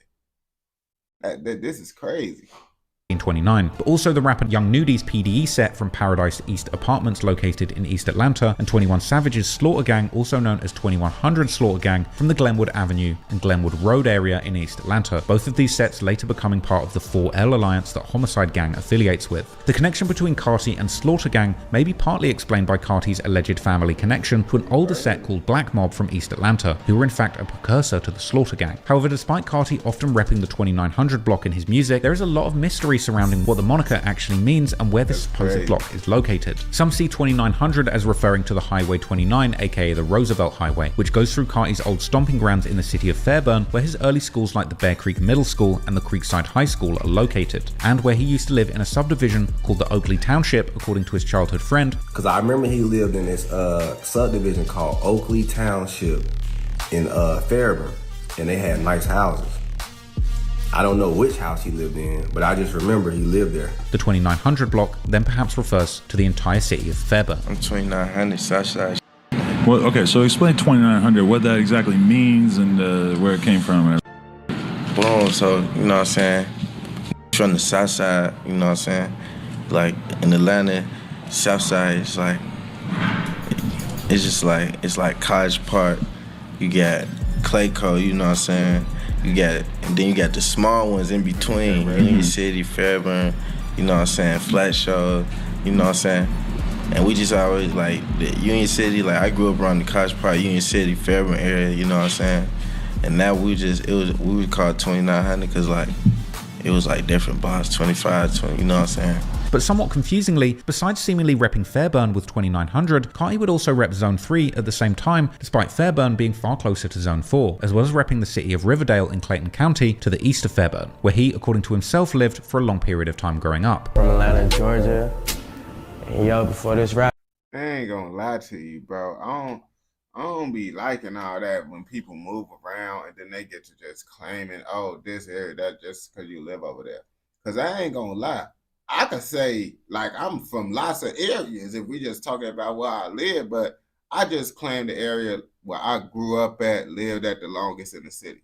Over East, 90th and Commercial. Of course, I lived over on 76 and South Shore. I lived over on Buffalo. You feel me? I lived all over East, you feel me? But I'm going to say I'm from 90th and Commercial. I ain't finna be like, oh, yeah, since I live over here, I'm from there. No, I just lived over that, gang. But I'm from 90th and Commercial. man, I was trying to stay out of trouble, ducking 12, you know? Same bro. From South Atlanta, Riverdale, man, really is not too much you can explain. It's more like a place you just gotta get out of. Carti has seemingly also been affiliated with at least one set from Riverdale, known as RSG, or Rich Slime Gang, who rep the East Coast Blood set 5'9 Brims, and are also known in the Atlanta rap scene due to rappers like Slimacito. The main takeaway here perhaps being that Carti has always been moving around and making gang connections all over Metro Atlanta. However, when it comes to the 2900 in particular, which Carti repped the most throughout his career, there are also old social media posts that seem to imply 2100 being a specific set from Fairburn, who were apparently beefing with another local set called Goon Squad back in the day, this beef being also connected to Carti's old high school, the Creekside High. And there's even some old posts seemingly implying that 2800 was in fact a blood set, a rumor that's been repeated by fans on Reddit. The following year, as Ian Connor would take over, man, he going off this Redditology. I be telling like, bro, Trap Loot Route, bro, you always trying to do this Redditology stuff. How you know these people right? These people just going on Reddit saying this information. I be like, how do you know they right? You feel me? He like, man, I don't know. We just hoping. over managing Carti, the duo would make their way to Los Angeles, where they would apparently link up with the Campanella Park Pyrus from Compton, this eventually even starting a rumor that they had actually blessed Carti and Ian into the Bloods. Check it out. Yeah. Carti don't even look like he belonged there. It looked like he's not supposed to be with that crowd. He looked like he's supposed to be with that, the first crowd from part one. Watch part one if you ain't see it. His first original crowd, and they always like emo looking people. That looked like the crowd he's supposed to be around. He looked like he out of place right now, but I guess since he put on the red glasses, it made him fit in place more. I don't know. And it was around this time that Carti actually begun repping the Bloods in his music on a much more regular basis. He would even start making references to specific Atlanta Blood factions, like in the 2016 song Pressure with Rich the Kid, where he then raps that he's with Slime, this perhaps being a reference to the Riverdale-based Rich Slime Gang, or Young Thug's YSL, aka Young Slime Life, going from Cleveland Avenue in Zone 3. Yet Carti would also make sure to shout out his Crip homies, showing that once again he was extremely well connected with different gangs and hoods all over America. There was even a short period of time when Carti was seemingly heavily affiliated with the late Chicago rapper Fredo Santana's Front Street 061 set whilst hanging out with him in LA. However, in one of his most well-known songs, the 2017 Lil Uzi Vert collab Woke Up Like This from his self-titled mixtape, Carti makes clear that while he's affiliated with certain gangs like the Compton Pyrus, he's denied being a gangbanger himself. But after Carti would move to New York to chase his rap dream, eventually signing with the ASAP crew, he would also make some gang-related connections there too, like meeting the rapper Jim Jones from the legendary rap collective The Diplomats or Dipset. He's also the rapper to start using the moniker Vamp Life or Vampire Life, with Carti then commonly using the vamp term throughout his whole Lotta Red era, as well as more recently starting his own crew or movement called YVL or Young Vamp Life. However, around the same time when Carti was building his rap career in New York with the ASAP mob, he would also spend time in Atlanta recording music, his time there eventually leading him to meet a rapper called Lil One, through Lil One's girlfriend, a rapper known as Red Cold Hearted. But we ended up meeting Playboy Carti through my girl, so he was already like from 2016, like we've been rocking with each other since like 2015, me and her. So man, I don't want to meet no dude through my girl. I ain't gonna bap to you. I ain't gonna bap to you, shorty. What you, man, I ain't trying to meet no dude. What? Get out of here with that, boy. I don't care if it's NBA young boy, Playboy, get up. Man, why are you talking to folks? he been around us since like 2016. But Lil One wasn't just any random rapper, as his dad, or at least stepdad according to some Redditors, is none other than the Duct Tape Entertainment CEO, Big Bank, which is why Carti can be seen in some pictures wearing DTE merch and hanging with members of DTE, including Big Bank himself. Being part of the young DTE generation, Lil One is also affiliated with the 800 set and Homicide Gang, as he makes clear in his underrated 2019 banger titled 800, as well as another song called Homicide, dropped in 2021 with none other than Carti himself. Other 800 Homicide Gang members that Carti would become close with during this period are people like Big Sosa, who Carti would spend perhaps the most time with, the two doing everything together, from playing basketball and shooting dice to attending baseball games and hanging out in the hood. There's also the rapper Problem Child 5, who some Redditors claim to have been the one who actually stamped Carti into the gang, although this would have perhaps been more likely done by Lil One and Big Bank. Carti would also hang out with members like another rapper called R5 and a young'un called Lil Demon, who Carti would shout out in his 2020 song Stop Breathing. These lyrics also mentioning the rapper Bino, who is one half of a rapper duo together with another Homicide member called Michi, who Carti would eventually sign to his Opium record label under the group name Homicide Gang, in the process turning these hard-nosed gangsters into nocturnal vamp lifers surviving on a diet of lean, blood, and the latest Rick Owens fit. I was gonna say, Trap Blue Rizzy, you lame for saying that, but then I'm looking at what they doing, and honestly, Playboy Carti probably believe that's the type of stuff they doing. You feel me? So I can't say he wrong for saying that when that's the type of time Playboy Carti is really on. But that still sound lame. Fits, just like the King Vamp himself. Many have considered the relationship between Carti and the Homicide Gang, or 800, to be more like a symbiotic business relationship, where Carti benefits from these gangs bringing him street credibility that he formerly lacked. These weren't even out when they made them VHS. There's some different kind of bills out then. I got some of them in the house too.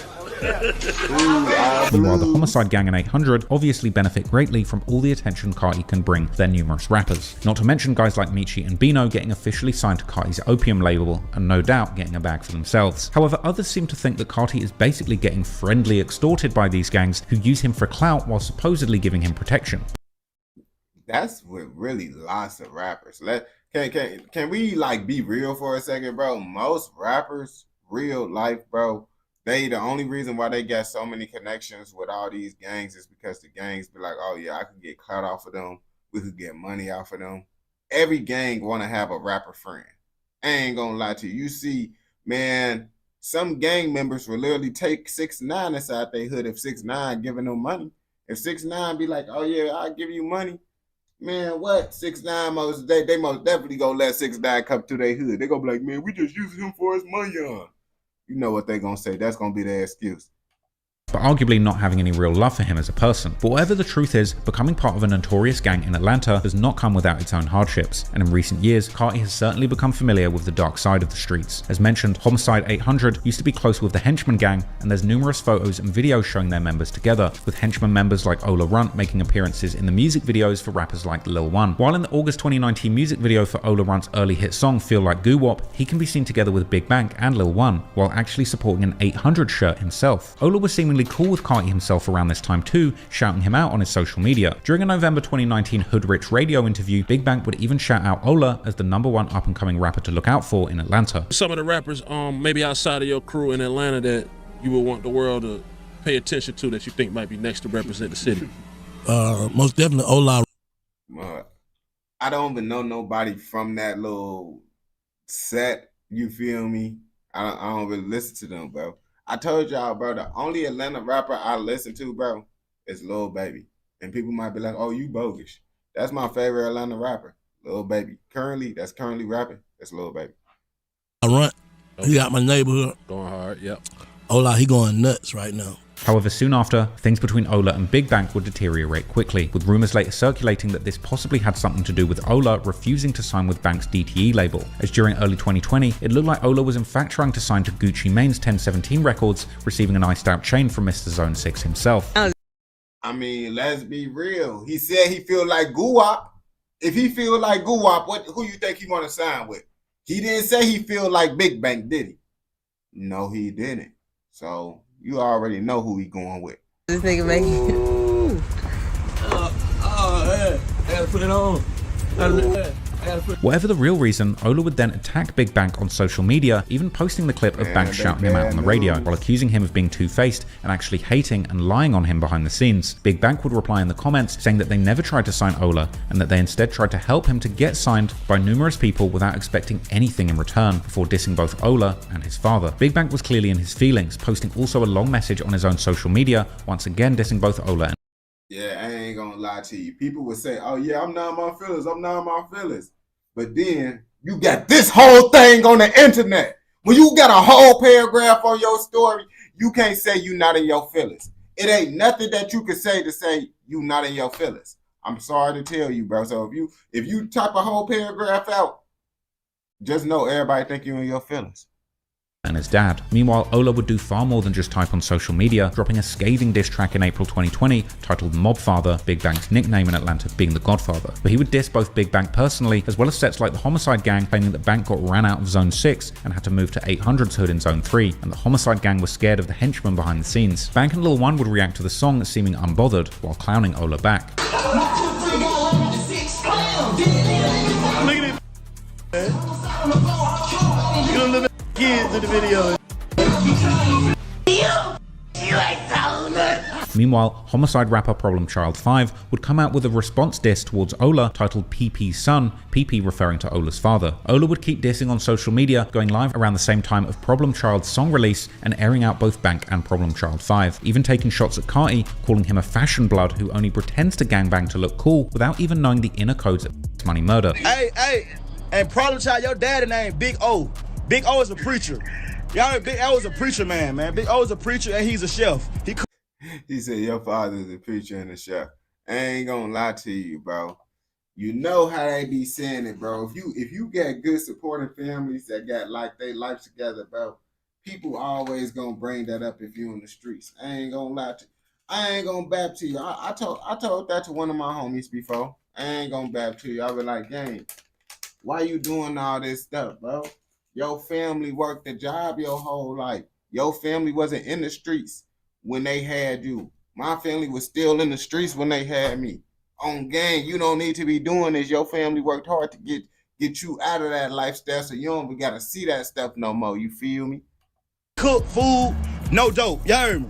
My father cooked dope. You heard me? Your father cooked food. What you talking about? And then listen, Big Bank stuff your mama when she was like 14, and he was like in his 20s. So like you his stepchild. Do that no more. They just fashion blood. It be fashion banging, man. A lot of fashion blood. They want to dye their hair. They want to, you know what I'm saying? They just want to dye their hair or do shit like that, man. Fashion blood. Be blood just to dye their hair red, man. They don't know shit about the set. I ain't gonna lie to you. Carti do look like he a fashion blood. We can't sit here and say Carti is not a fashion blood. Like that's exactly what he is, bro. He is a blood that's trying to be into emo fashion.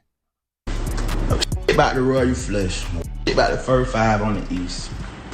About none of that. But Problem Child would clap back, going live and giving a detailed story of Ola and other henchmen running during a shootout. Henchman! On my mama, I ain't never seen so many henchmen running at the funeral. I seen running. I seen little left eye. I swear to God, I seen left eye watching Ola get shot at, bro. I swear to God. Ola done went to the right. Left eye went to the left. I said, oh hell no. Well, I'm following my brother. Hey. I'm following my dog. Hey. Huh? They to my left, I to my, he ain't see that. He was looking to the right. He was looking to the right. But while the beef was getting heated, Ola had some completely other problems to deal with, as he would get arrested at the famous Lenox Mall in Atlanta with somebody filming the arrest while Ola would speak to the camera, calling Big Bank a snitch. I don't like Lenox Mall because you can't really bring your blick up in there.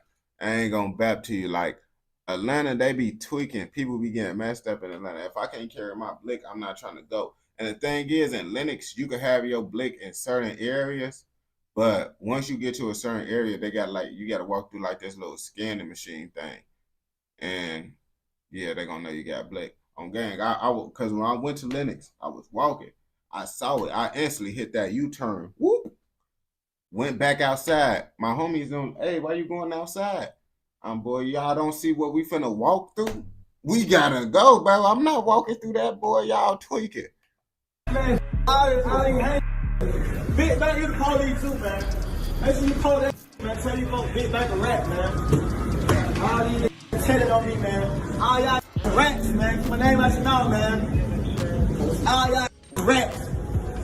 And Ola's problems with law enforcement wouldn't end there, because already the following month, in June, he would be in trouble once again, this time crashing out in style, going live on Instagram while in the middle of a high-speed chase with the police in Monroe County. The Monroe County Sheriff would later give an update, saying that they had caught Ola hiding in the woods after the chase, whilst also posting a picture of him in handcuffs. Unfortunately, things were about You see why is you doing this for attention, bro? I ain't gonna lie to you. Even if you got away, bro, they gonna see the live and be like, okay, we know it was you, so you got away. You famous, bro. Well, you somewhat famous. I don't know you, but you famous, you feel me? So it's like, bro, people then probably screen recorded it, posted it, and the police seen it. I ain't gonna lie. They be seeing lots of stuff. They just don't be doing nothing. to get even worse for the Homicide gang, because later that month on the 28th of June, whilst Homicide and 800 members were hanging out at their usual location in the 800 block, something would go very wrong, and Carti's perhaps closest friend from the gang, Big Sosa, would end up being shot in the head around 10 PM that night. He would later pass away in the hospital, and Sosa's death would be a major shock for his set, with the rapper R5 even putting out a project titled Everything for Sosa. And Sosa's death would of course affect Carti, who would change his Twitter name to RIP Sosa, and would later give a heartfelt tribute to him during his 2021 Lollapalooza set, whilst also telling the audience that he was living a double life, and that when he wasn't rocking out shows as a rap superstar, he was, quote, in the streets for real. You know, I lost my brother recently. His name was Sosa, and I really loved him so much, and y'all just, you know what I'm saying, we could talk about this another day. I just gotta understand, like, I mean, you know what I'm saying, I got two different lives, and when I'm not being King Vamp. What did he got on? Cause it looked like he got like a tank top, but it's like it's going all the way down to like right here in his whole chest, showing like Elvis Presley with a ski mask on. And now this other, I'm in the streets for real. So let's do it. This speech leading to the performance of the song Die For Guy, where Carti raps how he's ready to die for his friends. Later in an interview with the Marvin magazine, Carti would explain how the latest song, Stop Breathing, is actually another side of him that he doesn't even want his fans to see, seemingly implying that the song's aggressive message, where Carti screamed how all he's been able to think about after the death of Sosa is homicide, is too raw a look into his mind, which was seemingly being haunted by thoughts of violence and revenge. Lil One would reveal during his October 2024 interview with Dirty Glove Bastard Media how the song Homicide by him and Carti was another tribute for Sosa. It's like, all this going on, Sosa passed, he called me like, bro, we gotta do one for Sosa. You know what I'm saying? Like, we got to. Problem Child, who would claim to have been at the scene shortly before the incident that claimed Sosa's life, would also write a heartfelt message to him, saying how he was blaming himself for what happened for leaving Sosa on the scene without him. It's still not clear what exactly happened that led up to Sosa's death in his home turf, but there have been some wild rumors, some of them actually blaming Problem Child for allegedly backdooring Sosa and getting him killed. These rumors would get further amped up when Problem Child would first get booked in September 2020 for numerous very serious charges, before getting released in June 2021 and then getting booked again in September, this time having an insane rap sheet that listed 4 felony murders, with one of these murder charges being the murder of Sosa according to some Reddit sleuths. However, others have pointed out that the offense date for all of his crimes is listed as the 1st of October 2019, which would obviously rule out Sosa being one of the victims, although it seems equally unlikely that he in fact committed 4 murders during one day. But whatever happened, the henchmen were rejoicing Sosa's death like they had been the ones sliding, and they would go on a dissing rampage. That's probably the day that they found out all the stuff, and they was trying to charge you for the stuff, you feel me? That's probably not the days that it happened. With rappers like 24 Left Eye and Ola Runt leading the charge and dropping numerous lyrics referencing the murder of Sosa and claiming to be smoking him. But unfortunately for Ola Runt, he wouldn't be rejoicing for too long, because in late 2020, he was snatched up by the FBI as part of their infamous Operation Phoenix, which targeted some of the worst violent offenders in the city, the same operation famously leading to the arrest of none other than Lil Woody, the infamous informant from the YSL Rico trial. As a result of this arrest, Ola would be out the streets for some time, but meanwhile, Carti was preparing to drop his second studio album, Whole Lotta Red, which he had been teasing and promising at this point for literally years, but this album would turn out to be nothing like Carti's previous work that he had become known for, like the self-titled mixtape and the debut album Die Lit, where he would mostly rap about girls, designer clothes and drugs on top of chill and floaty beats by producers like Pierre Bourne. This album would for the first time reveal to the world the real Carti, who was seemingly deeper in Atlanta gang politics than anyone could have possibly imagined. Would you say would you say? I would say the old Cardi was the real Cardi, in my opinion. But I don't know. I don't know Cardi.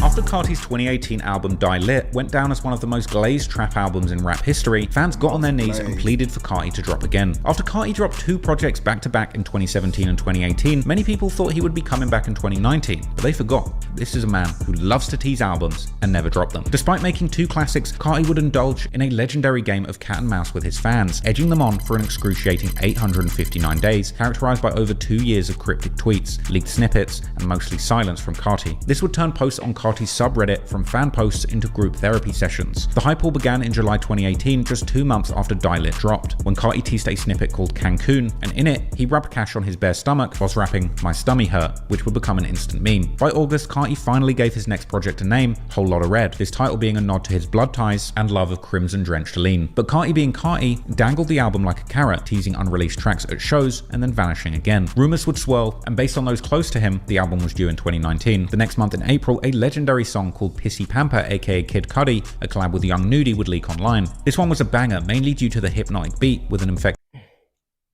Nah. By the name, I just feel like I want to get jiggy with it. And also the picture, looking at the picture and the name and then the artist. Yeah, no. Sample and Carti's mesmerizing baby voice that he used on the track. Fans were desperate for this song, and an unofficial upload posted by a random person on Spotify would actually shoot to #1 on the viral charts. Ultimately though, the success of the leak may have destroyed chances of the song releasing officially, leading many to believe that Carti was forced to make numerous changes to his Whole Lotta Red album due to his intended songs circulating early. By late June, chaos erupted when 5 unreleased Playboy Carti tracks would mysteriously surface on his official Apple Music account, one being the already released Green and Purple with Travis Scott, and another a collab with Chicago's G Herbo. Carti rushed to Instagram claiming that he'd been hacked, the caption saying, Bro, Carti got a song with G Herbo? That's crazy. I'm not gonna lie to you. I wouldn't never expect G Herbo to have a song with Playboy Carti. I ain't gonna back. Hate leaks, leave me alone. By this time, the leaks must have been getting under Carti's skin, with him even stopping the music at one performance and asking the crowd how they even knew one of his unreleased songs.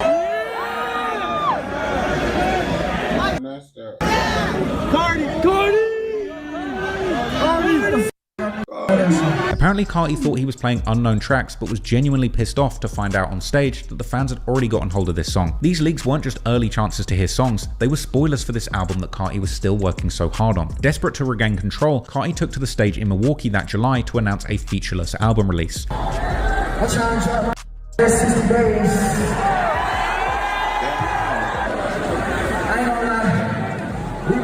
I feel like we worked too hard for this moment. So I'm gonna do no features is all me. Fans marked calendars for a release date in the next 60 days. However, by September, the leaks had multiplied and patience evaporated, with fans pleading for Carti drop before this whole album leaks. In October, Carti reignited hope with cryptic Instagram posts, fit pics of him in red pants, and a caption reading, "Him, heart, red in color." Bro, you see, he do all this. Why is you a grown man acting like this? And then you dress like this, and then you do this. What is going on with Playboy Carti, bro? A caption that some fans would interpret as Carti announcing the drop of his album in less than 3 days, followed by less than 48 hours locked in. But instead of the album, fans just got a photo of Carti in purple devil horns captioned, "I just made 10 vibes." The 48 hours apparently referring to a marathon recording session, not a release, and the reaction was brutal. Fans dubbed the album Whole Lotta Cap and took to Twitter to vent their disappointment. And as October came and went, Carti didn't drop music, letting fans down once again. Moving into 2020, Carti resurfaced in headlines for darker reasons after he was arrested on drug and gun charges in Clayton County, Georgia, an incident that Blackie Speaks reported on, explaining that Carti was apparently found with 12 bags of smoke, 3 guns, Xanax, codeine, and oxycodone. Playboy Carti was riding around in his Lambo and then got pulled over by the cops for having an expired tag. The cops decided to search the car and found a couple things. Now, they found 3 guns, 12 bags of marijuana, Xanax, codeine, and oxy pills. With the photos released by the news showcasing the guns and drugs that they were driving around with in a Lambo sporting an expired license plate. Carti and close friend and associate Jalon. Bro, I ain't gonna lie to you. If you driving around with that type of stuff, you need to make sure everything is on point. Like, bro, if I'm doing some stuff like that, I'm checking the place before I leave. If you ain't checking the place before you leave, knowing you ride with stuff like that, you don't care about your freedom. I ain't gonna lie to you. I'm checking everything. Tucker were arrested and taken to Clayton County Jail. Carty walked free with minor charges, while Tucker, also later known as Opium Baby, shouldered felony counts, with the general understanding online being that Jalen Tucker actually took these charges on Carty's behalf. He would spend some time in jail taking a plea deal and later posting an IG story of an iced out Rolex and boasting to have just whooped the DEA in court and gotten out of jail. And seemingly as a reward for his loyalty, he's now currently listed as the co-founder and a creative at Carty's Opium Records. Anyway, a few weeks after Carty's arrest and release, a social media post shifted attention from his arrest. It was an image of Carty in a dark room, while the parental advisory sticker confused many into thinking that this was indeed an album cover. But instead, Carty broke his almost 2-year official solo release silence with a new song called Meh. Considered an evolution to his high-pitched baby voice flow, with Complex calling the song barely understandable from a lyrical perspective. However, Meh performed well and debuted at number 35 on the charts. But the real news for fans was Carty cryptically tweeting Monday, then ghosted. Monday passed and left some fans confused and frustrated, asking on Reddit what the hell was the point of that Monday tweet. The tweet became another meme amongst fans who announced its anniversary every year. The next month, Carty would feature on Drake's Dark Lane demo tapes on the track Pain 1993, this first official collaboration between Playboi Carti and Drake, giving Carty his first top 10 hit, with Pain 1993 peaking at number 7 on the charts. But true to form, after this monumental career debut, Carty vanished once again. By November, Carty was being featured on GQ's Men of the Year, teasing fans once again, but dodging questions about the album's release day, confirming that music is coming, but regarding the album's release, simply saying we'll see. On the same day, he sent fans into a frenzy with an Instagram post with the simple caption, album turned in. Then in December, DJ Academics would leak the final release date, saying that he had to sell his soul to the Illuminati to get this information, but Playboi Carti would be dropping on Christmas. But I had to damn near sell my soul for this information. The Illuminati owns a part of me because I got this info. Facts. They said, we could, we could give it to somebody else. What are you gonna do to get it? I said, take a toe, take an arm, take a pinky. Anyway, if you were wondering, Playboi Carti Whole Lotta Red is not dropping tonight. Playboi Carti Whole Lotta Red. Bro, I can't believe people really care about the albums and stuff. Like, I ain't gonna lie to you. Like, I feel like Carti is not that good for y'all to be like, oh my gosh, Carti ain't dropping. I would have forgot about Carti. I would have forgot bro existed. I ain't gonna lie. The only reason I can't forget bro exists is because all the Playboi Carti fans, oh, when Playboi Carti gonna drop? When Playboi Carti gonna drop? Oh my gosh, she gonna drop. If y'all stop talking about him, bro, I would have forgot he existed. I ain't gonna lie to you. From what I've been told, and I know this is 100% accurate, not 99.9, 100%. Playboi Carti Whole Lotta Red will be dropping on Christmas Day. And to his credit, Academics was dead right. 859 days after Die Lit released, on December the 25th, 2020, fans could finally breathe. Oh, so what, he thought this was a Christmas present. He's like, oh yeah, I'm gonna give a Christmas present. And the Playboi Carti fans was like, oh my gosh, this is the best Christmas present ever. They could have got the newest gaming console and all. And they gonna comment, I don't care about any of my gifts. Playboi Carti drop. I can see all the fans' comments in my head. I ain't gonna lie to you. Breathe as Whole Lotta Red actually dropped, debuting at number 1 on the US Billboard 200 with a whopping 100,000 units sold in its first week. This became Carti's first US number 1 album debut, along with a slew of other individual songs that hit the charts too, and the album received mostly positive reviews. I, however, at the time, not truly understanding the genius behind Carti's punk trap movement, listened to the album once and decided to make a video absolutely trashing it. Ross, what are you doing? I'm just checking out that new Playboi Carti album. It's trash. A video which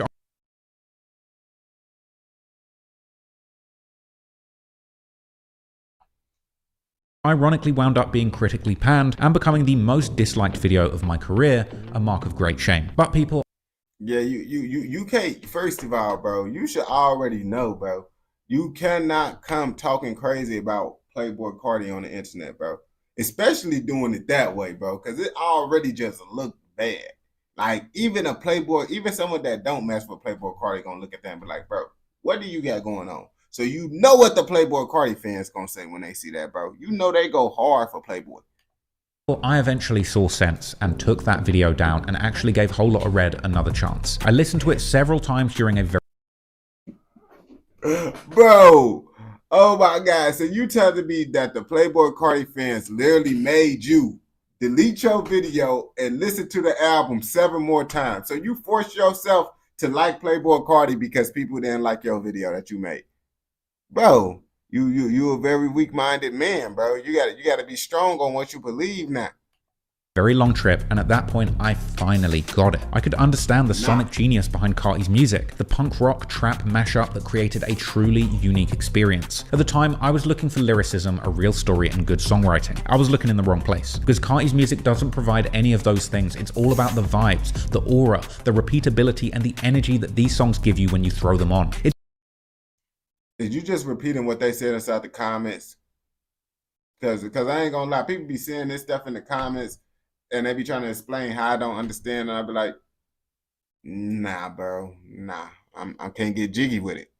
It took me a few years to wake up to Carti's genius, but at the time, most other people with a little sense could see the greatness for what it was. Whole Lotta Red went on to be included in many year-end lists, but interestingly, the project also included more than anthems to mosh to. In fact, anyone listening and following the politics of the Atlanta streets could see that this was Carti's most lyrically deep album yet. At the time, many of these lyrics completely went over my head because I didn't know the extent of Carti's street ties, and I'd assumed his fashionable artistic persona didn't hit any form of street credentials. But how wrong I was. Because from the jump, Carti draws lines in the cement. Rockstar Made opens up with a venomous warning to rivals shouting out Homicide Gang and their hood shouting out Backstreet. On track 3, Stop Breathing, the most infamous song of the album, the entire song is an ode to Carti's gang members, as well as a brutal diss track aimed at then incarcerated ATL rapper Ola Runt and his henchman gang. Carti grieves his fallen friend and Homicide member Big Sosa, vowing revenge, and he then name drops jailed allies like Lil Tip, Migo Bliff, and members of the Homicide gang, saying that he was outside sliding on the henchman. He would also shout out his blood affiliations and his affiliation with the Fives, before dropping a shocking lyric that he had apparently had Ola Runt stabbed in prison, allegedly by Migo Bliff. On track 4, called Bino, Carti doubles down. The song named after his I mean, I feel Playboy Carti can call hits. Once you get money, bro, I feel anyone could call hits, bro, once you start getting money, bro. They don't be caring if you really a street dude. Once you got money, the streets gonna allow you to be there with them. But as long as you let them finesse you, if they can't finesse you, then yeah, it probably ain't gonna go good for you, I ain't gonna lie. Alleged Triggerman, the track is a red flag rallying cry, letting his ops know that they're upping the score. He would also shout out Homicide member Bino, saying that Bino is known for going crazy. Even track 15, Punk Monk, would reference the times that Carti was riding around with a gun looking to rob people with Key and Man Man Savage, whilst hinting at betrayal from his own shooter, Lil TJ. On the track On That Time, no metaphors, no wordplay, Carti straight up swears on his son's life that he will leave his rivals in the ground. So to the suburban kids rocking out to Whole Lotta Red, it was rage music. But if you were from the streets of Atlanta, it was a coded map of bodies, betrayal, and block politics. Carti was now doing to drill music what he had done to trap music, making the first punk rock inspired gangster rap album that brought rage to the drill era. This was music that you could mosh to or slide to, and it had never been done before. And now this would become yet a new lane of innovation that Carti could use to drive his sound forward and continue evolving as an artist. But if fans wanted to hear more of it soon, they would be sorely disappointed, because if you thought the Whole Lotta Red rollout was a tease, just wait till you get a load of music. I feel like I'm in the movie. Since Playboi Carti's groundbreaking album Whole Lotta Red released in 2020, rabid fans have been begging for him to drop more music. But he would spend the better part of 5 years teasing and edging his rabid fans, all while attempting to shun the spotlight. He would tease a follow-up album as early as March 2021, claiming Who popping out in that fit, chat? Y'all popping out this fit? I ain't gonna lie to you. If I see someone pop out this fit, I'm gonna be like, bro, please don't stand too close by me. I don't want the females to see me with you. in an IG post, "We not done." That post was followed by radio silence for about 2 months until Carti popped out once again, making a rare guest appearance, appearing on the highly anticipated lead single on Trippie Redd's 5th studio album, Trip at Night, with their song Miss the Rage. The music video was released 3 weeks later, and fans were stunned that Trippie was able to get Carti out his house for once. A couple months later, Carti would reveal that the next album he was dropping would be titled No. You see, bro, I don't know if this Kanye or Playboi Carti. Of course, I know it's Playboi Carti because this is Page, but this literally what Kanye West would do. Narcissist, and suggested that it would be coming as soon as September the 13th, 2021. It did not drop. The day that Carti announced Narcissist would actually end up being a dark day for him, as his friend, fellow Homicide affiliate, the rapper R5, would pass away. R5's cause of death wouldn't immediately be released, but Problem Child would soon post an incredibly emotional message that R5 had apparently sent him before his passing, telling how he had been sold fake pills and his mental health appeared to be in a very dark place, telling how he couldn't stop crying and seeing death, but in the end, promising that he was going to check into a rehab facility. Unfortunately, it would appear that R5 would instead choose another way. Problem Child appeared truly heartbroken, posting how he felt that this was God's payback for all the dirt that he had done in the streets. Carti would pay. You see, this is why we don't condone any of these activities in this educational documentary. Don't take no substances, bro. If you cannot get it from the earth, if it's not grown from the earth, you should not be taking it. I ain't gonna lie to you, man. Respects to R5 on social media too. Meanwhile, henchmen were once again celebrating and dissing their dead rival. The crazy out of us dropping like flies. What the going on? But meanwhile, Carti would keep himself busy on the music side, and about a week after R5's death, he would make 2 appearances on Kanye West's album Donda, Off the Grid, that paired Carti up with Fabio Foreign, as well as the track Junior, which also featured a part 2, considered the remix of the track extending Carti's verse and adding Ty Dolla $ign. Ye would later say that Carti is his favourite artist, and these rare appearances allowed him to keep his name at the top of the rap game while still maintaining his aura. After this, Carti went quiet for several months, only popping out in April 2022 to give a rare interview to XXL magazine where he revealed the new album would actually be called Music, not Narcissist. But that announcement was once again followed by pretty much radio silence until the end of the year. That is until December the 25th, 2022, on the 2nd anniversary of the release of Whole Lotta Red, Carti would tease his new album again, But what's this supposed to mean? Who is this? Why did he just post this on his page? posting a pretty thoughtless cover art to IG and tweeting saying that he loved his supporters and that it was time to tease these fans once again, and ultimately delivering nothing. A couple months later, the edging continued when Atlanta DJ Swamp Izzo would claim in an interview that Carti is done recording a full-length LP, as well as teasing a collaborative album with NBA YoungBoy. Swamp Izzo, NBA YoungBoy's next. It's gonna be hard. Let me give you a world premiere right now. We're gonna have to drop this. We're gonna have to put this out. Swamp Izzo, Playboy Carti album is done.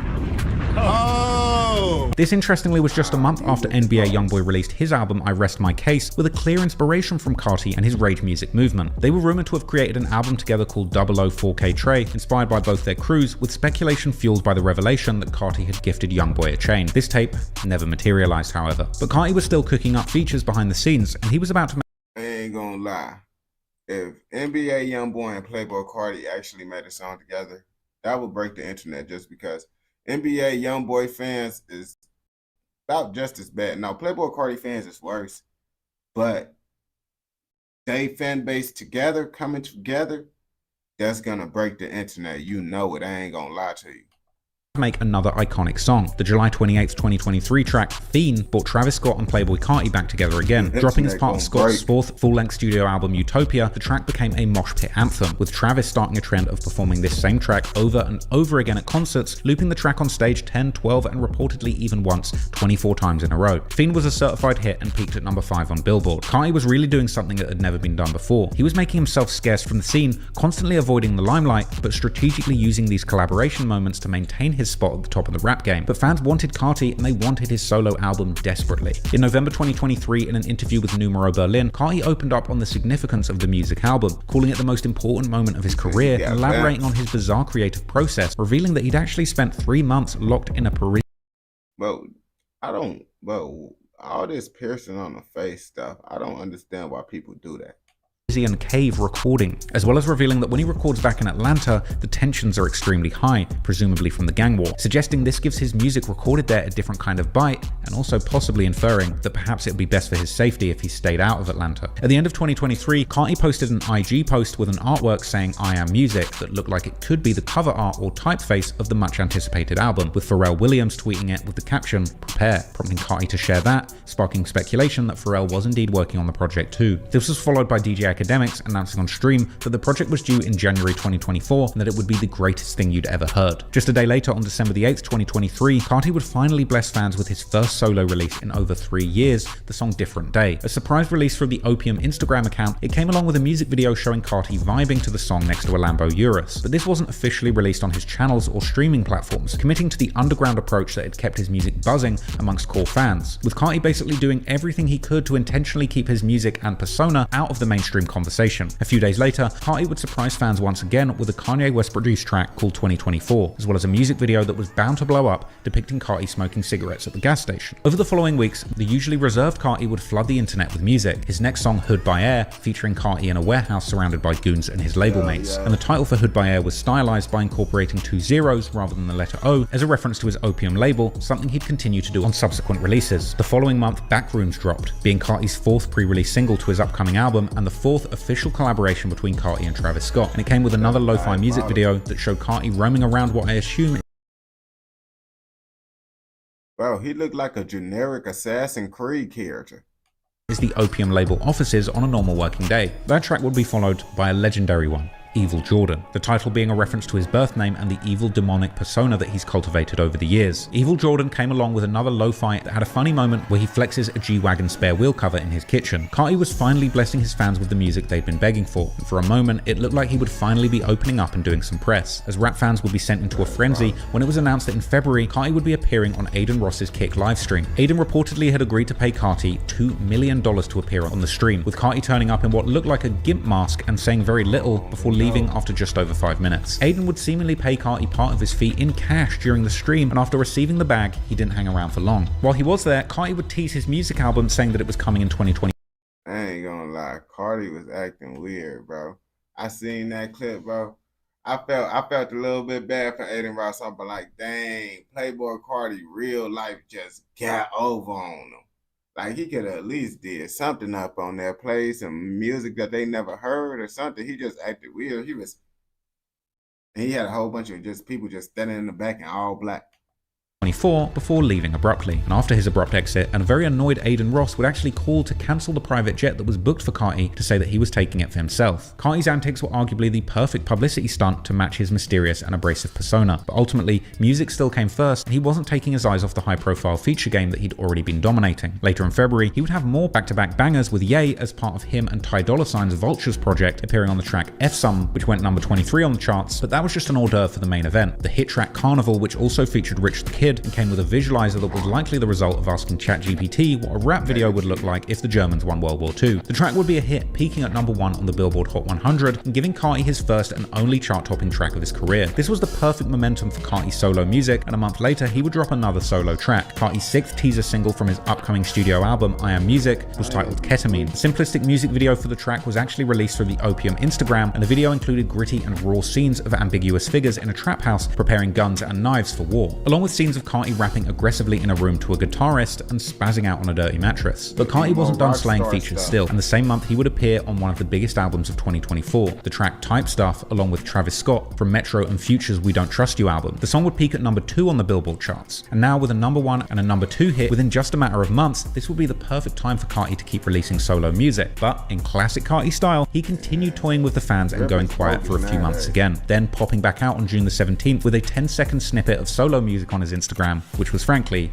awful. But after that, Carti seemed to crawl back into his cave for a couple more months, eventually re-emerging on September the 13th, 2024 with the track All Red, his first solo release on actual streaming platforms since his second studio album Whole Lotta Red. Keep in mind, all the solo tracks that he had released during this period had been on IG or YouTube without true commercial releases on all platforms. The cover had a reference to Carti's gang ties saying I stay with the fives, and the lyrics would see Carti seemingly making more subtle references to gang violence and the war in his city, referencing being dressed in all red, staying with his fives, and people getting shot and killed, and saying that he was wearing a balaclava and shooting people before he got rich, as well as talking about getting the drop on his ops and sending shooters there in stolen cars immediately. All Red came with an official visualizer that further teased the I Am Music album, showing the logo that he had shared earlier frequently. All Red ended up hitting number 15 on the Billboard Hot 100, actually becoming his highest charting solo song of his career, and he would take this opportunity to tease the album's release date again, confirming on Instagram that the album was coming and available for pre-order, as well as dropping merch, as well as a digital album pre-order that claimed that the album would be available in 2025. Fans were eagerly anticipating the album, and despite all the delays and letdowns, it looked like it was truly coming. 2 months later, on November the 21st, 2024, Playboy Carti releases a new track with the caption "Play This" through his Finsta account, which featured a floaty auto-tune vibe, the complete opposite of All Red. This song didn't get an official release, however, but soon fans would be delighted with a massive cache of new music, when the following month, Rollin' Carti performs at Rolling Loud's 10th anniversary festival, previewing 5 new songs expected to be on his upcoming album, I Am Music. This included completely new songs Drugs Got Me Numb, Cocaine Knows, Walk, and Lie. These new tracks were great news for Carti fans, but perhaps slightly disappointing to those who believed that he would be unveiling and performing the full new album. But a couple months later in February, fans were thrown a lifeline as Spotify-funded billboards began popping up all over America, announcing that music is coming. And shout out to Spotify, who gave me a billboard in London that very same weekend. Go enjoy my videos on.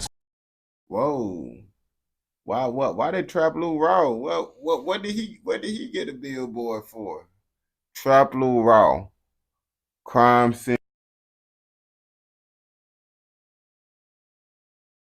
Spotify if you aren't there already. These billboards seem to be the strongest signal yet that Carti's album was real and genuinely close to release. On the 9th of March 2025, Carti revealed that the album was done in an IG story, and on Carti's subreddit, his most dedicated fans would theorize about the possibility of the album releasing or just being another huge disappointment. Speculation on a March 14th release date swirled, with some fans sharing confirmations of their merch being shipped as a possible signal that the drop was truly loading. On March the 12th, Carti cleared all of his posts off his Instagram page, and the Opium page made a couple of posts, one showing a new Carti billboard in New York and another showing Carti cuddled up with a dog. The official Spotify account would reply seemingly confirming that something legit was happening, and the Opium account replied to Kai Cenat asking if the album is dropping Friday, with fans believing that these will be lyrics from the project. Spotify's official Instagram page would make a reassuring post telling fans to have faith, and Carti would confirm that the project was indeed coming that Friday. And despite some very small delays, music would indeed release as planned, completely taking over the rap game and setting records for streaming numbers and storming to the top of the Billboard charts. Carti was also booked to headline Rolling Loud California on Sunday the 16th of March, just days after the album release, and he would deliver an electrifying set that cemented him in history as one of rap's most standout performers. Arguably, Carti has built one of the most legendary, if unusual, legacies in hip-hop music history. The enigmatic and fashionable persona, combined with the punk rock meets trap rage sound that he pioneered, and layered with the gangster rap and drill elements influenced by his affiliations in the Atlanta Blood Gangs, makes Carti one of the most unique and groundbreaking music the genre has ever seen. I was wrong about Carti once upon a time. You see that Carti really won. I mean, I ain't gonna lie to you, bro. Carti, bro, I ain't gonna lie to you. I mean, he a smart artist because he able to, you know, actually have people. Like the way he be acting, I would have thought he had more #1 songs. But Carti don't really got that many #1 songs. But the way his fans act, I thought every song #1, #1, #1. Till I seen this video, I'm like, man, he don't get really that many #1 songs as I thought he had. You feel me?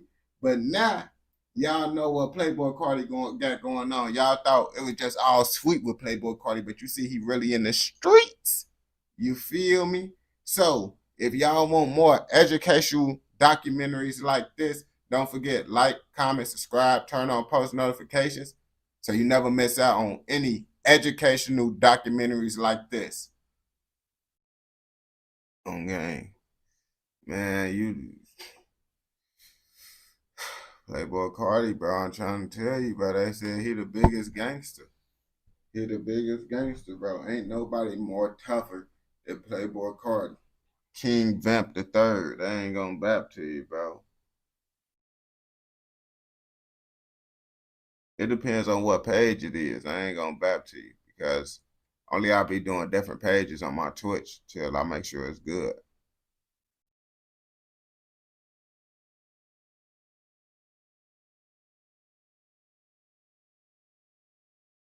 I ain't gonna lie, bro. King Vamp really like that, bro. King Vamp, I think King Vamp got too many bodies. I ain't gonna bap to you, bro.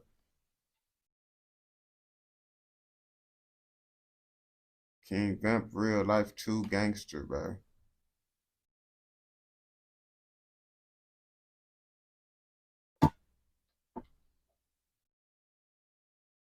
I'll probably do the War on Cali one later. If it just dropped. And I'm finna hop on live later too.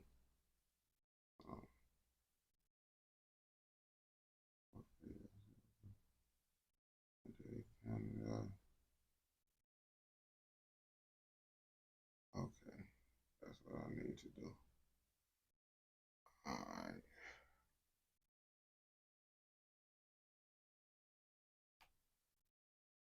On gang, everybody that be doing reactions, cause I'm gonna be on Twitch later today. You feel me? And that's why I really be doing lots of the reactions. And I don't be on live, and I be doing them.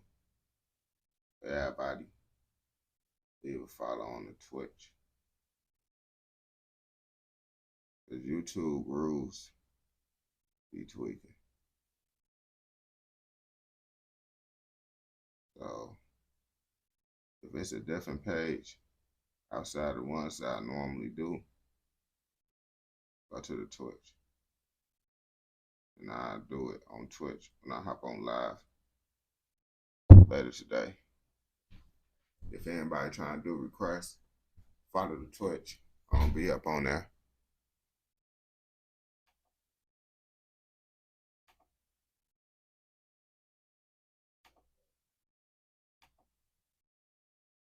I'm finna do this Holland Boulevard though.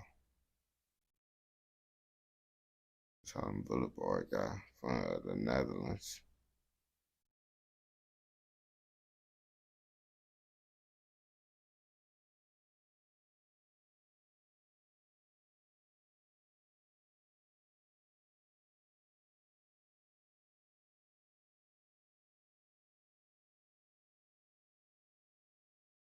Let's see.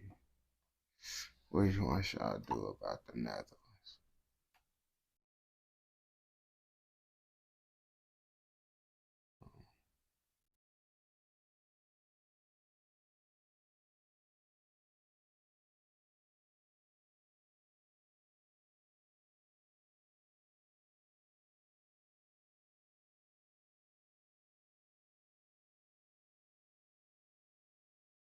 He be doing stuff on everybody. Got arrested on purpose. Let me see why he got arrested on purpose. And let's see what country he's from.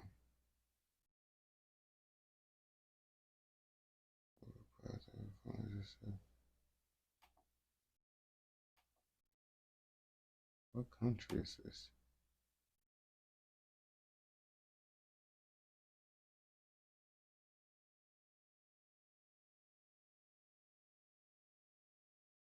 I don't know what country this is, man.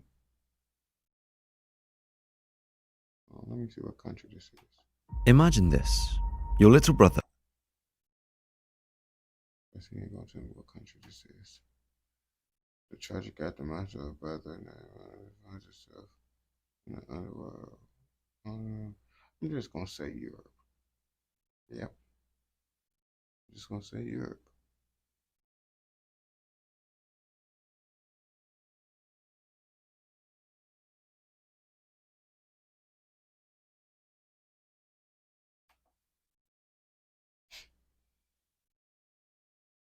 That's all I'm just gonna say. I'm just gonna say Europe.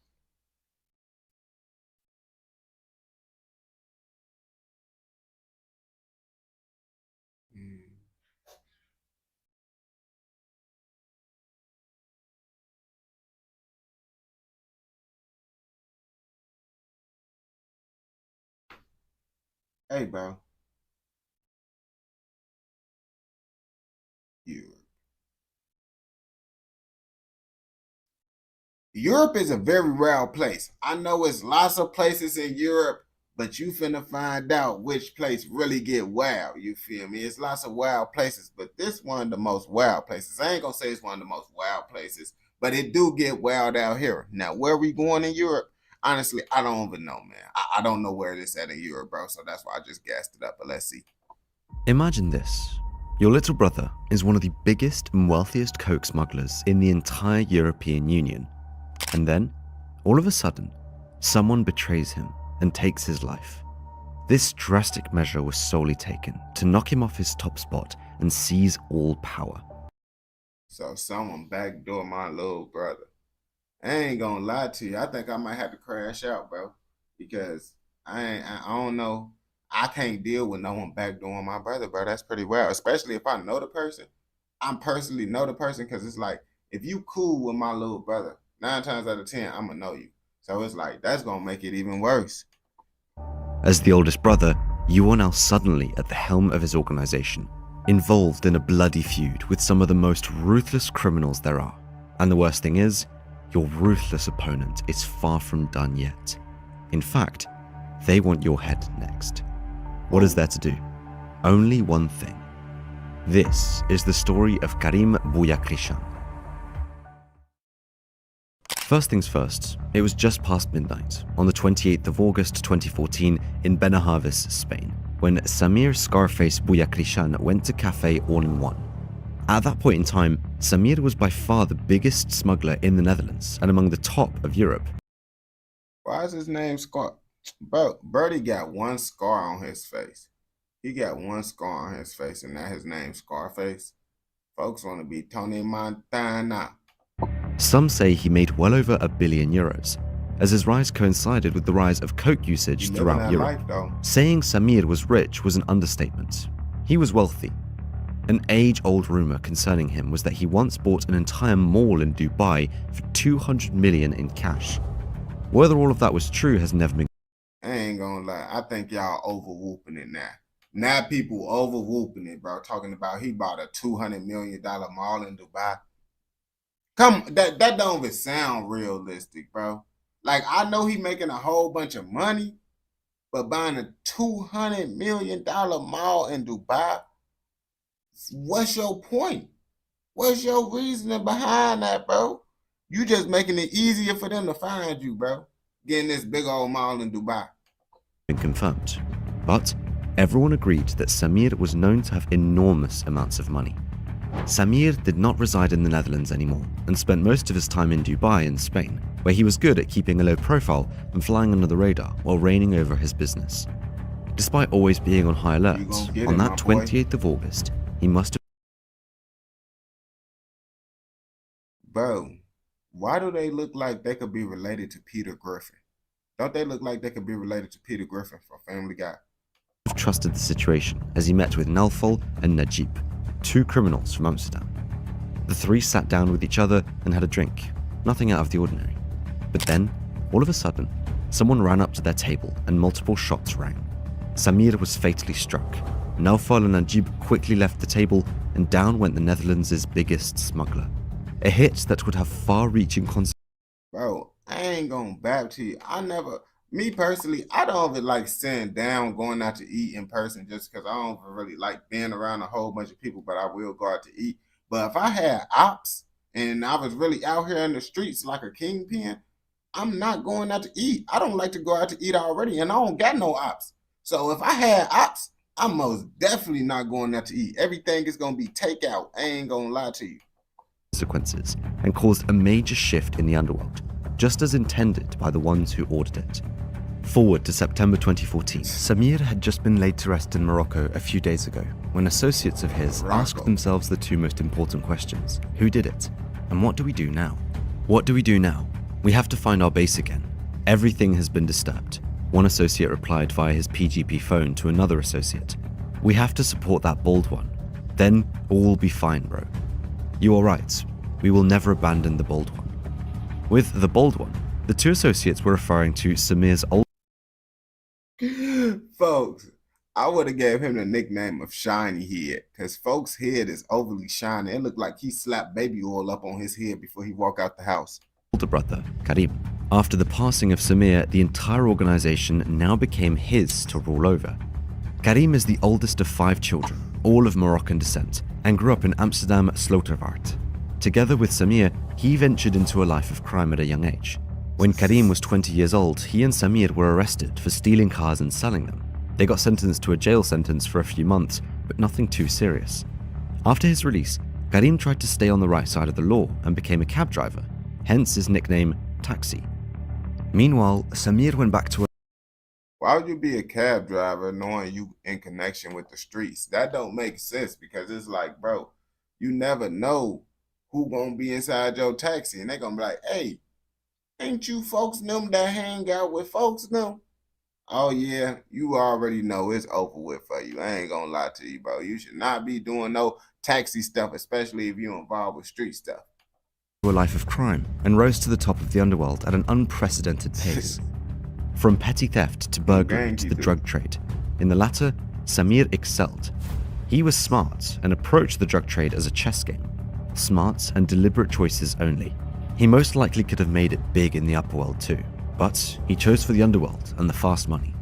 According to several sources in the underworld, Samir is one of the men behind the Moroccan trampoline. Drug cartels from South America sent their cocaine to West Africa in the first decade of the century. From there, the drugs would bounce through old Moroccan hash lines towards Europe. Sometime later, he smuggled his coke through the ports of Antwerp and Rotterdam with the help of corrupt port officials. As time passed, Karim slowly but surely got sucked into his younger brother's business. It was inevitable. He became Samir's financial man as he was able to move and participate more freely in the upper world as his little brother did. Documents show he was the co-owner of 2 Spanish real estate companies called Roro Trading Company SL and Albina Properties 2009 SL. The roles were simple. Samir made the money and Karim made sure everything was invested and laundered properly. so the money could be spent in the upper world. Business went very well, to say the least. But you know what they say, right? The higher you climb, the harder you fall. I ain't gonna lie, bro. I feel like, bro, personally, bro, once you get to a certain amount, you should already know you're gonna go to jail. Like, don't think, oh yeah, I could be on El Chapo level and not go to jail. Cause every big kingpin go to jail. They always go to jail, or they end up getting unalive. So don't never think you could take it to the big league and be the lucky person that just, oh yeah, big time trapper, and never you going to jail. And you're gonna go to jail for a long time too. I'm not even trying to wish that up on you, but if you think you're gonna be El Chapo and not go to jail, yeah, that's People crazy. were gunning for a spot. Around the 2010s, Samir and his organization got involved in a feud with another organization, an organization with several members you might be all too familiar with by now. The group of Ridwan Tahi, Rico the Chilean R, Naufal F, and Rafael Imperiale. The conflict involved around the power over the highly lucrative smuggling routes from South America into Europe. Only one organization could be fully in charge. Samir, together with his brother Karim and allies Jalal L.A., Mustafa F., Mohammed Nyabi, and Danny K., put up a fight. No one could have guessed what would happen on that 28th of August 2014 at Cafe All-in-One. There are still so many questions as to why Samir went to that meeting alone without any protection. Either way, investigating authorities believed that the hit on Samir was part of this feud to get rid of their biggest competitor. It could be seen as a turning point in which Ridwan Tahi. I remember, bro. They told me to do it. We did a whole video on him. I ain't gonna lie. He be getting wild for sure. Even though he looked like a drunk stepdad, he be getting wild for sure. Do your research on Birdie. And his allies had seized the power once and for all, though they weren't done yet. About halfway through 2015, the Dutch team Criminal Intelligence received a tip. Karim and Mohammed still work together frequently, although independent. Karim has started focusing more on money laundering instead and funding large shipments of coke. Mohammed, on the other hand, fully focused on the logistics of smuggling large quantities of coke via his contacts in Colombia and with the FARC. With Mohammed, they are referring to Mohammed Nyabi, also known as Nibit, or... But why they say Mohammed like that? They're like, Mohammed. Like, why you say Mohammed so hard? Like, I don't even know how to say it like Mohammed. Y'all be saying Mohammed overly hard for no reason. Tommy. He was a longtime ally of Samir and allegedly involved in large-scale drug smuggling for many years. It remained relatively silent regarding any form of retaliation from Karim's camp for what had happened to his brother, which of course does not mean that there haven't been things happening in the background that did not make the news.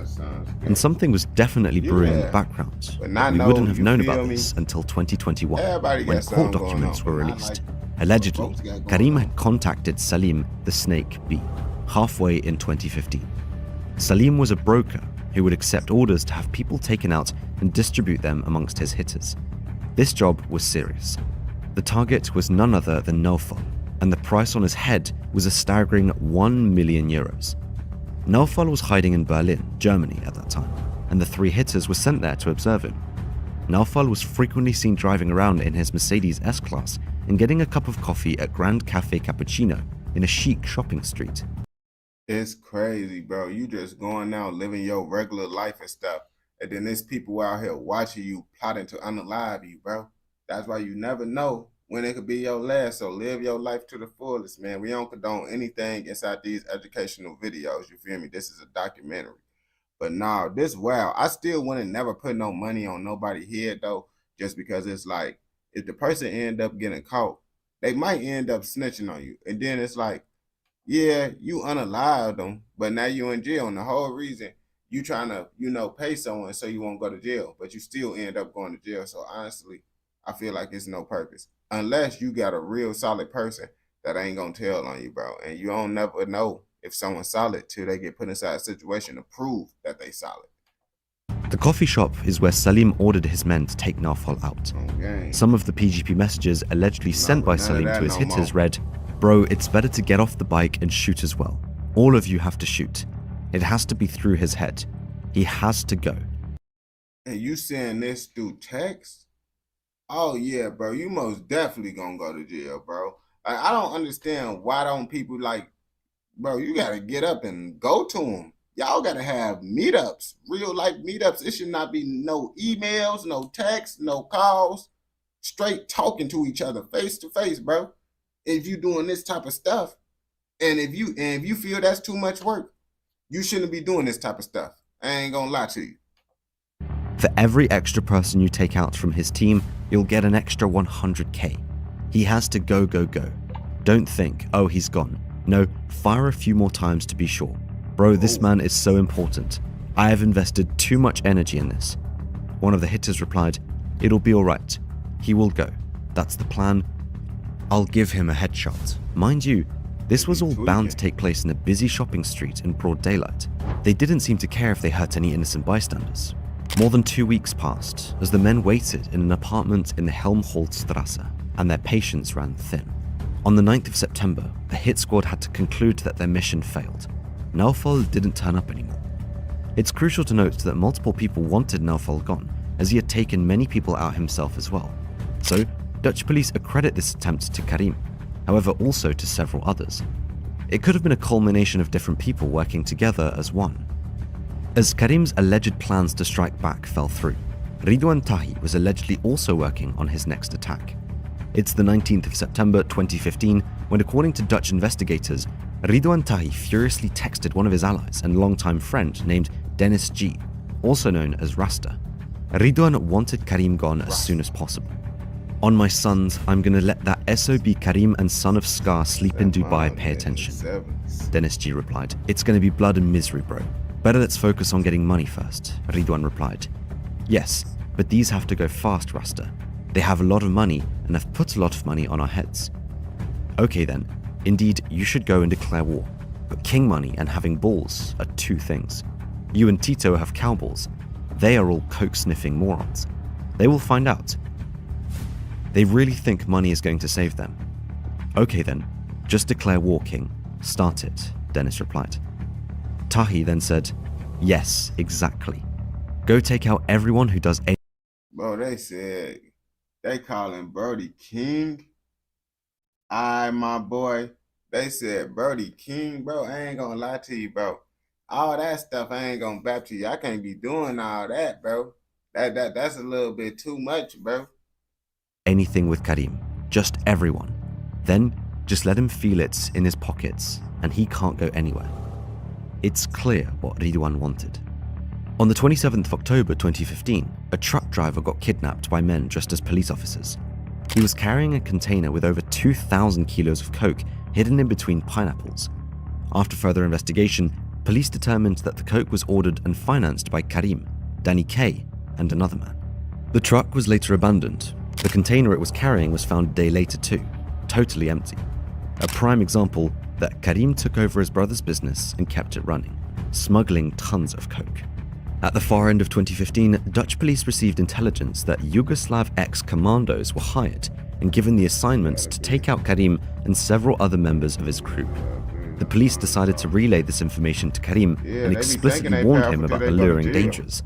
As a counter, Karim started looking for people to take out several men in Morocco he deemed as a threat, one of which was Ridwan, of course. Tensions were seriously rising. On the 2nd of November 2017, Ridwan Tahi and his group ordered a hit on Mustafa F, one of Samir's long-standing associates. It drastically failed, as the shooters instead shot the son of a prominent figure in Morocco. It did, however, show that the threat on Karim's life was very real, and something that could happen at any time. In January 2018, Karim got arrested in the Netherlands after he tried to renew his cloned passport. During an interrogation, he allegedly said, "They're searching for me. I'm looking over my shoulder the entire day. I am afraid, and the threat is becoming bigger and bigger. Someone was recently taken out in Morocco, and they're saying I'm next." He clearly feared for his life, which was totally justified. Karim was released shortly after, and disappeared off the radar again. On the 12th of December 2019, a man called Rashid Kotar had just picked up his son from his swimming lessons in Amstelveen, the Netherlands. Rashid strapped his son in his seat in the back of his armored BMW, and then he didn't even have time to close the door before two men ran up to him and shot him more than 11 times. One shot barely missed his 5-year-old son. That's crazy, bro. And it's like sometimes you could do all the right steps and then you still end up being unalike. Because he riding around the right way. He got a bulletproof car, all that. But they was watching him the whole time, you feel me? CCTV footage showed his son getting out of the car, looking back at his father as he ran back to the main hall. An absolutely ruthless attack. Investigators knew Rashid belonged to Karim's entourage and immediately accredited this hit to the ongoing feud. Several men from Amsterdam got arrested for this attack, but none confessed who gave the assignment. Around the same time this hit took place, Dutch police were in the midst of decrypting millions of PGP messages, which eventually led to arresting the suspects. However, they also intercepted messages that were allegedly sent by people from Rico the Chileans' camp, despite him being already locked up then. Messages that showed there were advanced plans made for taking out Karim in Dubai. Most of you will know that taking someone out in Dubai is a seriously dangerous and a high-risk task. Well, you trying to send a hit in Dubai, bro? You see, y'all let that money get to y'all head and make y'all think y'all could do any and everything, bro. It's one thing to be sending hits in your own country, but going to a country like Dubai and committing a crime, and you know what happened when you commit a crime in Dubai? Yeah, bro, you playing crazy. Money ain't gonna save you in this situation if you get caught in Dubai. Acquiring a firearm there is nearly impossible. The people planning the hit on Karim knew this too, so it had to be done with knives. Ninja style, as they referred to it in their PGP messages. Rico and his lawyer Leon van Cleef have always denied his involvement in any of this. Then, word got out that the Netherlands' most wanted criminal finally got arrested after a years-long manhunt. They arrested Ridwan in Dubai, 4 days after the hit on Rashid. Karim may have breathed a sigh of relief after hearing the news. His biggest enemy finally got arrested, and gone was the threat on his life. Well, that was not the case at all. Ridwan allegedly was still adamant on... Bro, you know with these type of people, bro, when they get all these little henchmen running around, you think they ain't gonna send a hit from jail? They already not doing it themselves anyway. So what you think jail gonna really stop? It's just gonna make them harder to be able to do it, but they still gonna be able to do it. They just, you know how they, money talk. And I'm pretty sure they still got some money. On taking out Karim. Despite being in the maximum security jail, police discovered he was somehow still able to send messages to the outside world. Several of those messages were regarding Taxi, which is of course Karim's nickname. The recipient of the messages was none other than Rafael Imperiale, who apparently upset Ridwan because he did not take the necessary actions. And sir, that Primo and Taxi, what about them? They have bribed Dubai police, sir. My police, sir. Ridwan, referring to Mohammed Nabi, and Karim, sent to Rafael. Dutch police once again relayed this message to Karim, emphasizing that the threat on his life was still very much active. Karim decided to leave Dubai for Spain, which is an interesting choice, as you'd think that you would not be much safer anywhere else in the world since Dubai is heavily policed. At this point in time, Ridwan, Naufal, and Rico were all behind bars, and for years, it went silent. Yeah, I ain't going back to you, bro. If you ain't safe in Dubai, I don't think you could be safe anywhere. Because Dubai is actually a pretty safe place. It's just about if you accidentally commit a crime. That's the problem in Dubai. That's why I don't want to go there because, you accidentally do something wrong. Now you locked up and you didn't even know you was going to get locked up. That's why I don't like to go to different countries because you can get locked up for stuff that's legal inside your country. Was Karim preparing to take the top spot his younger brother Samir once held back again? Well, completely out of nowhere, reports emerged that Karim had been arrested in Spain, accompanied by footage of his arrest. According to those same reports, he had been informed that he was wanted in an investigation regarding large-scale drug smuggling in the Netherlands as well as Spain. He then decided to give himself in and said that he could be arrested without any resistance. And so, the Spanish police did. Police also seized 172 properties with a total worth of 50 million euros, a bank account with 3 million euros, several other bank accounts with a lot less money, jewelry, and cash. With his arrest, it seems as if any potential that was left to avenge his brother is locked up and over with. As I've already said, almost all the people who are allegedly involved in the hit on his brother are behind bars too anyway. For now, it remains unknown if and when Karim will be extradited to the Netherlands. As he is also a prime suspect in a Spanish case, it could be that he first will be sentenced and jailed there before being extradited to the Netherlands. Time will tell. What did you think of the story? Did Karim give up fighting back against those who allegedly took out his brother? Man, that's crazy. I ain't gonna lie to you, bro. with that whole situation right there, bro, that's what I mean, bro. None of that catching body stuff is worth it, bro. Because at the end of the day, everyone who out here catching bodies gonna end up going to jail, bro. Lots of people don't really get away with it. Of course, some people get away with it, but the people that get away with it, bro, we don't even know they got away with it. You feel me? So you can't even ask them for any techniques or anything. You feel me? But we don't condone anything that's going on in this educational documentary. But if you like more educational documentaries like this, don't forget to like, comment, subscribe, turn on post notifications so you never miss out on any educational documentaries like this. Okay. Let's go. Yeah, I'm gonna have to do now. I gotta go do these little TikTok videos and stuff. But I'm gonna hop on Twitch, literally, and like when I hop back on and stuff. So that's why I tell everybody who up in here, if y'all trying to do requests and stuff, I'm finna be back on Twitch after I get done doing these TikTok videos and stuff. So if y'all trying to tune into the Twitch, ticket, click the link, man. Follow the Twitch, and we're gonna be up on there. And that's what we're gonna be doing. All the requests and stuff, man. Appreciate everyone that tuned in to the live stream. Y'all the real goats, and I'm gonna see y'all